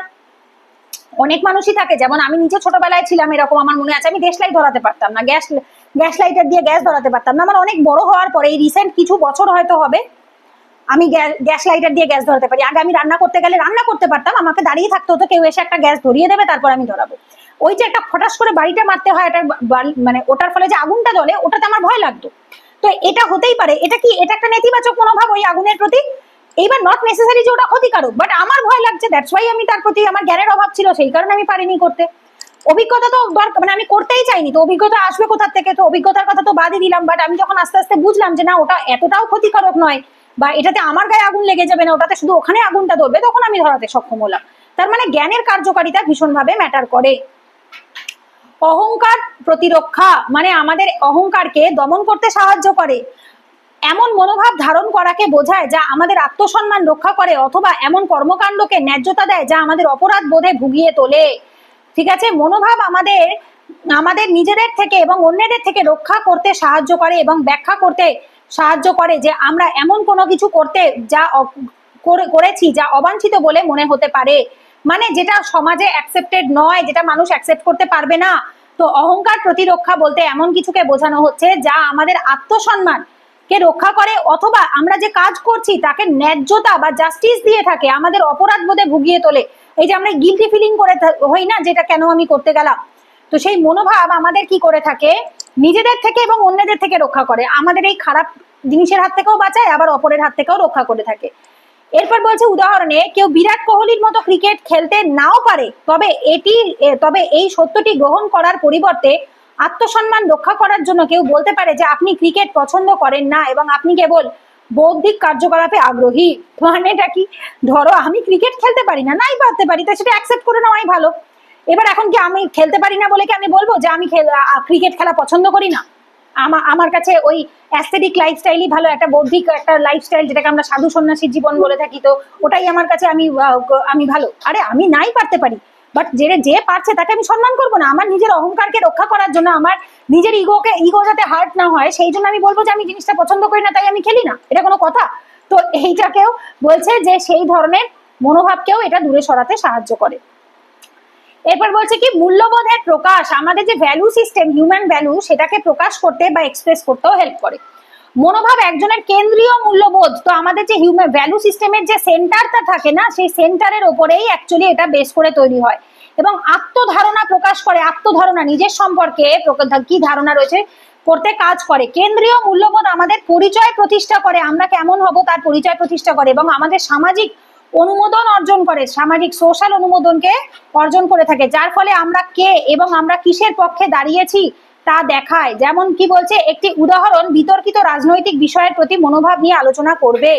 যেমন বলছে একটি বিতর্কিত রাজনৈতিক বিষয়ের প্রতি আমাদের মনোভাব নিয়ে আলোচনা করবে, মানে কি, যেমন ধরো কোনো একটা কন্ট্রোভার্সিয়াল পলিটিক্যাল টপিক রয়েছে, সেটা নিয়ে আমরা আলোচনা করছি বা ডিবেট করছি, তো সেখানে আমাদের কি ভ্যালু সিস্টেম রয়েছে, আমাদের কেমন মূল্যবোধ রয়েছে, সেটা অ্যাকচুয়ালি আমাদের মনোভাবকে ফুটিয়ে তোলে। যেমন ধরো একটা কথা আছে না, বাই হুক আর বাই ক্রুক, মানে ওয়েজ অ্যান্ড মিনস, ওই যেটাকে আমরা কি বলে থাকি, means versus end, means versus end, মানে কি পদ্ধতিতে আমি পাচ্ছি। কেউ মনে করে থাকে আমার সে পরীক্ষায় পাশ করা নিয়ে কথা, পরীক্ষায় ভালো নাম্বার পাওয়া নিয়ে কথা, সে আমি চিট করি যেভাবে পাই, যা ইচ্ছা করে পাই।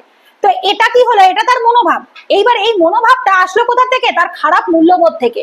তার পরিবারের ছোট থেকে যে মূল্যবোধটা তাকে দেওয়ার কথা ছিল, যে না সৎ পথে থাকতে হয়, তাতে মানুষ যদি খারাপও পায় সেটাও টেম্পোরারি সময়ের জন্য, এই সঠিক মূল্যবোধটা তাকে ছোট থেকে দেওয়া হয়নি। সেই জন্য সে রেজাল্টের ওপর ফোকাস করে, যে আমার রেজাল্ট পরীক্ষায় ভালো হওয়া নিয়ে কথা, সে আমি চিটিং করে পাই আর ভালোভাবে পড়াশোনা করে পাই, ডাজন্ট ম্যাটার। তো তো তার ফলে কি হচ্ছে, যে মূল্যবোধের যে প্রকাশটা রয়েছে সেটা আমাদের কি হচ্ছে, মনোভাবের দ্বারাই প্রভাবিত হয়ে হচ্ছে, বা আমাদের মূল্যবোধটাই আমাদের মনোভাবকে প্রকাশ করছে। এবার অন্যান্য ফাংশন, আদার ফাংশন কি কি আছে দেখো। বস্তু মূল্যায়ন ফাংশন, মানে কোন বস্তুর কতটা ভ্যালু রয়েছে, কোন জিনিসটার কতটা ভ্যালু রয়েছে সেটা বুঝতে সাহায্য করে। এটি বিশ্বাস করে যে সমস্ত মনোভাব যুক্তি এবং আচরণকে সহজ করে তোলে। একটি মনোভাব বস্তুর সাথে কিভাবে যোগাযোগ করতে হয়, অর্থাৎ কাছে যাওয়া বা এড়িয়ে যাওয়া, তার জন্য একটি নির্দেশিকা প্রদান করে। এই ফাংশনটি এমন সমস্ত মনোভাব দ্বারা পরিবেশিত হয় যা শক্তিশালী এবং পুনরাবৃত্তিমূলক প্রকৃতির, এবং তাই স্মৃতি থেকে পুনরুদ্ধার করা সহজ। উদাহরণে বলছে, মনোভাব মানুষকে এমন জিনিসগুলির কাছে যেতে সাহায্য করতে পারে যা তাদের জন্য উপকারী, এবং এমন জিনিসগুলিকে এড়িয়ে যেতে পারে যা তাদের জন্য ক্ষতিকারক। মানে আমরা মূল্যায়ন মানে কি, আমি তো জানি কোনটা আমার জন্য ভালো, রাইট? তোমরা প্রত্যেকে জানো কোনটা তোমাদের জন্য ভালো। যেমন সোশ্যাল মিডিয়া অতিরিক্ত মাত্রায় ব্যবহার করা, এটা আমাদের জন্য ক্ষতিকারক, যার জন্য যখন কোনো ইউপিএসসি অ্যাসপিরেন্ট বা ডব্লিউবিসিএস অ্যাসপিরেন্ট চাকরির জন্য পড়া স্টার্ট করে, তারা কি করে, সোশ্যাল মিডিয়াগুলোকে ডিলিট করে দেয়, রাইট? তারা বহু মাসের জন্য, বছরের জন্য, তখন তারা কি করে, সোশ্যাল মিডিয়াগুলোকে বন্ধ করে রাখে, তখন তারা সেই সোশ্যাল মিডিয়া ব্যবহার করে না। এক সেকেন্ড একটু ওয়েট করো, কোথায় গেল,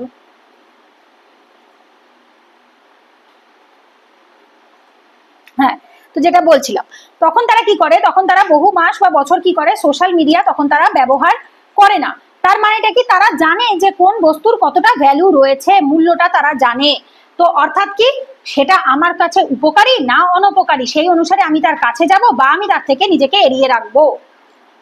এরপর আসে কি আবেগ বা আবেগ অভিজ্ঞতা ফাংশন, মানে আমাদের যে ইমোশনস রয়েছে বা এক্সপিরিয়েন্স রয়েছে তার সাথে আমাদের এই ফাংশনসটা নির্ভর করে। কি বলছে, মনোভাবের আরেকটি মৌলিক কাজ হলো তারা মানুষকে আবেগ অনুভব করতে সাহায্য করে। আমাদের যে ইমোশন রয়েছে, সেটা ফিলিংসটা রয়েছে, সেটাকে অনুভব করতে সাহায্য করে। আবেগ নিজেই মৌলিক মানসিক চাহিদা পূরণ করে। আমাদের যে মানসিক চাহিদা রয়েছে, মেন্টাল ডিমান্ড রয়েছে, সেটাকে ফুলফিল করছে কি আমাদের আবেগ। এইভাবে মানুষ আবেগগত অভিজ্ঞতার জন্য যায়, এমনকি যখন অভিজ্ঞতাগুলি অপ্রীতিকর হয়, যেমন হচ্ছে ভৌতিক সিনেমা, যখন ধরো ভূতের সিনেমা দেখলে কি হয়, জেনারেলি আমরা ভয় পাই, রাইট? এই আবেগগুলি অনুভব করার একটি উপায় হলো শক্তিশালী ইতিবাচক বা নেতিবাচক মনোভাব ধারণা নেওয়া। যেমন ধরো কেউ ভূতের সিনেমা দেখে ভয় পেয়ে বাথরুমে যেতে পারে না, একা একা রাত্রিবেলা উঠতে পারে না, তো এইটা হচ্ছে তার নেগেটিভ মনোভাব ওই ভূতের সিনেমার প্রতি। ধরো যদি কেউ ভূতের সিনেমা দেখে ইতিবাচক মনোভাব রাখে, আরে এটা তো একটা সিনেমা, এটা তো একটা অভিনয় করে দেখানো হচ্ছে, এটা তো বাস্তব না, এটা তো সত্যি না, এটা এত ভয়ের কি আছে, তখন কি হবে, তার সেটার প্রতি একটা ইতিবাচক মনোভাব তৈরি হবে, একটা প্রকাশের মাধ্যম হবে। এক্সাম্পলে বলছে, মানুষ পোষা প্রাণীর প্রতি ইতিবাচক মনোভাব রাখতে পারে কারণ এটি যত্ন, স্নেহ, ভালোবাসা এবং আনুগত্যের জন্য তাদের মানসিক চাহিদা পূরণে সহায়তা করে। দেখবে আমাদের যারা বাড়িতে থাকে, বিড়াল থাকে, গরু থাকে, ছাগল থাকে, মুরগি থাকে, যাই থাকুক না কেন, পাখি থাকুক, বাড়িতে আমরা যে পোষ না কেন, তারা কি করে, আমাদের কাছে আদর খেতে আসে, ভালোবাসা দেয় আমাদেরকে, খুব গা ঘষতে থাকে, আদর খাওয়ার জন্য গা চেটে দিতে থাকে। তো এই যে জিনিসগুলো হয়, এটার ফলে যে আবেগের যে আদান প্রদানটা থাকে, এই আবেগের আদান প্রদানটা আমাদের একটা সুন্দর অভিজ্ঞতা তৈরি করে সেই অ্যানিমালটার প্রতি, সেই পোষ্য প্রাণীটার প্রতি। তো সেটাও কি করে থাকে, একটা আমাদের মানসিকতা তৈরি করতে সাহায্য করে। এই মানসিকতাই আমরা রাস্তাঘাটে যখন কোনো অবলা জীবকে দেখবো, তার প্রতি আমাদের ভালোবাসাকে তৈরি করতে পারে। এই যে দেখবে আমরা অ্যানিমাল লাভার দেখতে পাই, এই অ্যানিমাল লাভারটা শুরু হয় কোথা থেকে, বাড়ির থেকে। বাড়িতে আমরা অবলা জীব যখন পুষতে স্টার্ট করি, তার প্রতি যখন আমাদের ফিলিংস আসে, ভালোবাসা আসে, তখন আস্তে আস্তে কি হয়, আমরা বাইরে অবলা জীবের প্রতিও সেইভাবে সেম মানসিকতা, সেম ভালোবাসা থেকেই দেখতে শুরু করি। 3 নম্বরে বলছে কি সামাজিক সামঞ্জস্যপূর্ণ কার্যাবলী, মানে সমাজে একটা ব্যালেন্স তৈরি করে সেই কার্যাবলী যা সম্পর্ক নিয়ন্ত্রণ করে এবং ব্যক্তিদের সামাজিক সিঁড়ি বেয়ে উঠতে সক্ষম করে, যা ব্যক্তিকে বাহ্যিকভাবে মর্যাদা প্রদর্শনের মাধ্যমে মূল্যবান গোষ্ঠীর চোখে আরো আকর্ষণীয় বা জনপ্রিয় করে তোলে। যেমন কি বলছে, একটি ডিজাইনার টি শার্ট যেমন একটি সূচিকর্ম করা ঘোড়া বা একটি কৌতুক ব্র্যান্ডের লোগো বা যা দর্শকদের কাছে তার মূল্য প্রকাশ করে। আচ্ছা, কি বলছে, সামাজিক সামঞ্জস্যপূর্ণ কার্যাবলী, যে সামাজিক সামঞ্জস্যপূর্ণ কার্যাবলী যা সম্পর্ককে নিয়ন্ত্রণ করে এবং ব্যক্তিদের সামাজিক সিঁড়ি, মানে ল্যাডার, সোশ্যাল ল্যাডার বলা হয়, সমাজে একটা লেভেল থেকে আরেকটা লেভেলে ওঠাকে সোশ্যাল ল্যাডার বলে, সামাজিক সিঁড়ি বেয়ে উঠতে সক্ষম করে, যা ব্যক্তিকে বাহ্যিকভাবে এক্সটার্নালি সম্মান প্রদান করে, মর্যাদা প্রদান করে, মূল্যবান গোষ্ঠীর চোখে আরো আকর্ষণীয় করে তোলে। মানে কি, ধরো তুমি একটা খুব ব্র্যান্ডেড টি শার্ট পরলে, দেখে বললো বাহ একে তো খুব সুন্দর লাগছে, ঠিক আছে, বা ধরো তুমি একটা খুব লোগো, একটা ভালো কিছু দেখলে, দেখে বললে বাহ এটা তো খুব সুন্দর। তো সেই রকমই এক্সাম্পলে বলছে যে তোমাকে ফেমাস বা জনপ্রিয় করে তুলতে পারে তোমার কোনো ব্র্যান্ডেড টি শার্ট, কোনো ভালো কোনো একটা তোমার কাছে একটা ব্র্যান্ডেড ঘোড়া রয়েছে, বা কোনো একটা সুন্দর এমন কোনো একটা লোগো দেওয়া একটা কিছু রয়েছে তোমার কাছে, ব্র্যান্ডেড লোগো রয়েছে, যেটা ভীষণই মানুষকে কৌতুক করে তুলছে, মানে মানুষকে খুব অ্যাট্রাক্ট করছে, তোমার প্রতি কৌতূহল করে তুলছে যে ও আচ্ছা এটা তো খুব সুন্দর জিনিস। তো এর ফলেও কি হয়ে থাকে, আমাদের মনোভাব কোনো জিনিসের প্রতি, কোনো মানুষের প্রতি পরিবর্তন হয়। দেখবে জেনারেলি আমরা কাকে বড়লোক কাকে গরিব বলি, তাদের বাইরের বাহ্যিক জিনিসটা দেখেই না, ওই যে কথাতেই বলে পেহলে দর্শনধারী বাদ মে গুণ বিচারি। আমরা প্রথমে কি করি, এক্সটার্নাল রূপটাই তো দেখি, যদি কাউকে দেখি পায়ে ধুলো, নোংরা, গায়ে ময়লা, তখন তাদের প্রতি আমাদের ভেতরেই একটা মনোভাব চলে আসে, ইস নোংরা। যদি কাউকে দেখি যে গাটা পরিষ্কার পরিচ্ছন্ন, সুস্থ, একটা স্বাভাবিক পোশাক পরা, তখন আমরা বলবো বাহ খুব সুন্দর তো, টিপটপ তো। তার মানে কি, আমাদের বাহ্যিক যে ইয়েটা রয়েছে সেটা সামাজিক সামঞ্জস্যপূর্ণ থাকাটা খুব ইম্পর্টেন্ট, তবেই একমাত্র মানুষ আমাদেরকে অ্যাকসেপ্ট করবে। বোঝা গেছে? সো এখানে এসে তোমাদের ফাংশন এটা কমপ্লিট হচ্ছে। তো আজকের ক্লাসে আমরা এই অবধিই পড়বো। এটা তোমাদের অ্যাকচুয়ালি আগের বৃহস্পতিবারের ক্লাসের টপিক ছিল, আগের বৃহস্পতিবার যেহেতু ক্লাস হয়নি, তো ওই দিনের এটা টপিক। আর আজকের যে টপিকটা রয়েছে সেটা তোমাদেরকে কালকে, আগামীকাল, হ্যাঁ আগামীকাল ধরে রাখো, অথবা শুক্রবার, আমি কালকে যদি ক্লাস হয় আমি জানিয়ে দেবো, বিকেলে 6টা থেকে এই টাইমেই আমরা যেটা তোমাদের আজকের ক্লাসের যে টপিক ছিল এইখান থেকে পড়বো, তার সাথে প্রিভিয়াস ইয়ার কোশ্চেন আলোচনা করব। এখান থেকে এই অবধি, বেশি পড়ার টপিক বেশি থাকবে না, বেশিক্ষণ লাগবে না, 1.5 ঘন্টার মধ্যে হয়ে যাবে। 2টো পেজ মতো রয়েছে, এই 2টো পেজ ফার্স্টে আমি পড়াবো, তারপরে আমরা প্রিভিয়াস ইয়ার কোশ্চেন আলোচনা করব। প্রিভিয়াস ইয়ার কোশ্চেন যেগুলো তোমাদের আজকে সিলেবাসে ছিল, প্রিভিয়াস ইয়ার কোশ্চেন 3টে চ্যাপ্টার আমাদের হয়ে গেল, 3টে চ্যাপ্টার থেকে যে প্রিভিয়াস ইয়ার কোশ্চেন এসছে সেগুলো আমরা কালকের ক্লাসে আলোচনা করব। ঠিক আছে? সো আজকে আমরা এই অবধি পড়ে রাখলাম। যদি কারোর কোনো প্রশ্ন থাকে, ডাউট থাকে, যত অবধি পড়িয়েছি বুঝিয়েছি, তাহলে জিজ্ঞেস করতে পারো।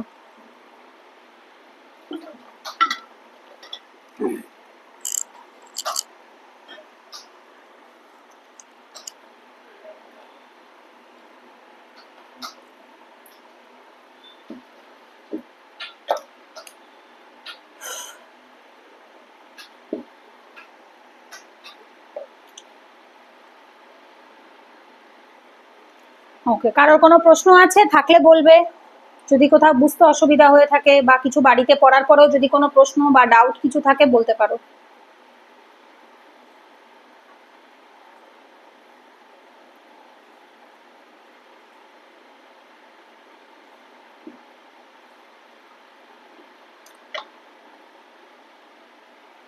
ঠিক আছে, তাহলে ক্লাস কমপ্লিট করছি। কালকে 6টার থেকে একটা ক্লাস করাবো, ওটাতে আমরা পরের যে 2টো পেজ রয়েছে সেটা পড়বো। আর তার 6টা 6:30 ধরে রাখো, 6টায় বোধহয় কালকে হবে না, আমার কালকে তার আগে একটা ক্লাস থাকে, কালকেরটা 6:30 ধরে রাখো। আগামীকাল সন্ধ্যে 6:30 থেকে একটা ক্লাস আছে, যেটা আজকের ক্লাসটা, ওটাতে আমরা পরের 2টো পেজ পড়বো আর তার সাথে প্রিভিয়াস ইয়ার কোশ্চেনগুলো আলোচনা করবো। ঠিক আছে, ক্লাস কমপ্লিট করলাম, নেক্সট ক্লাসে কালকে দেখা হচ্ছে। ওকে।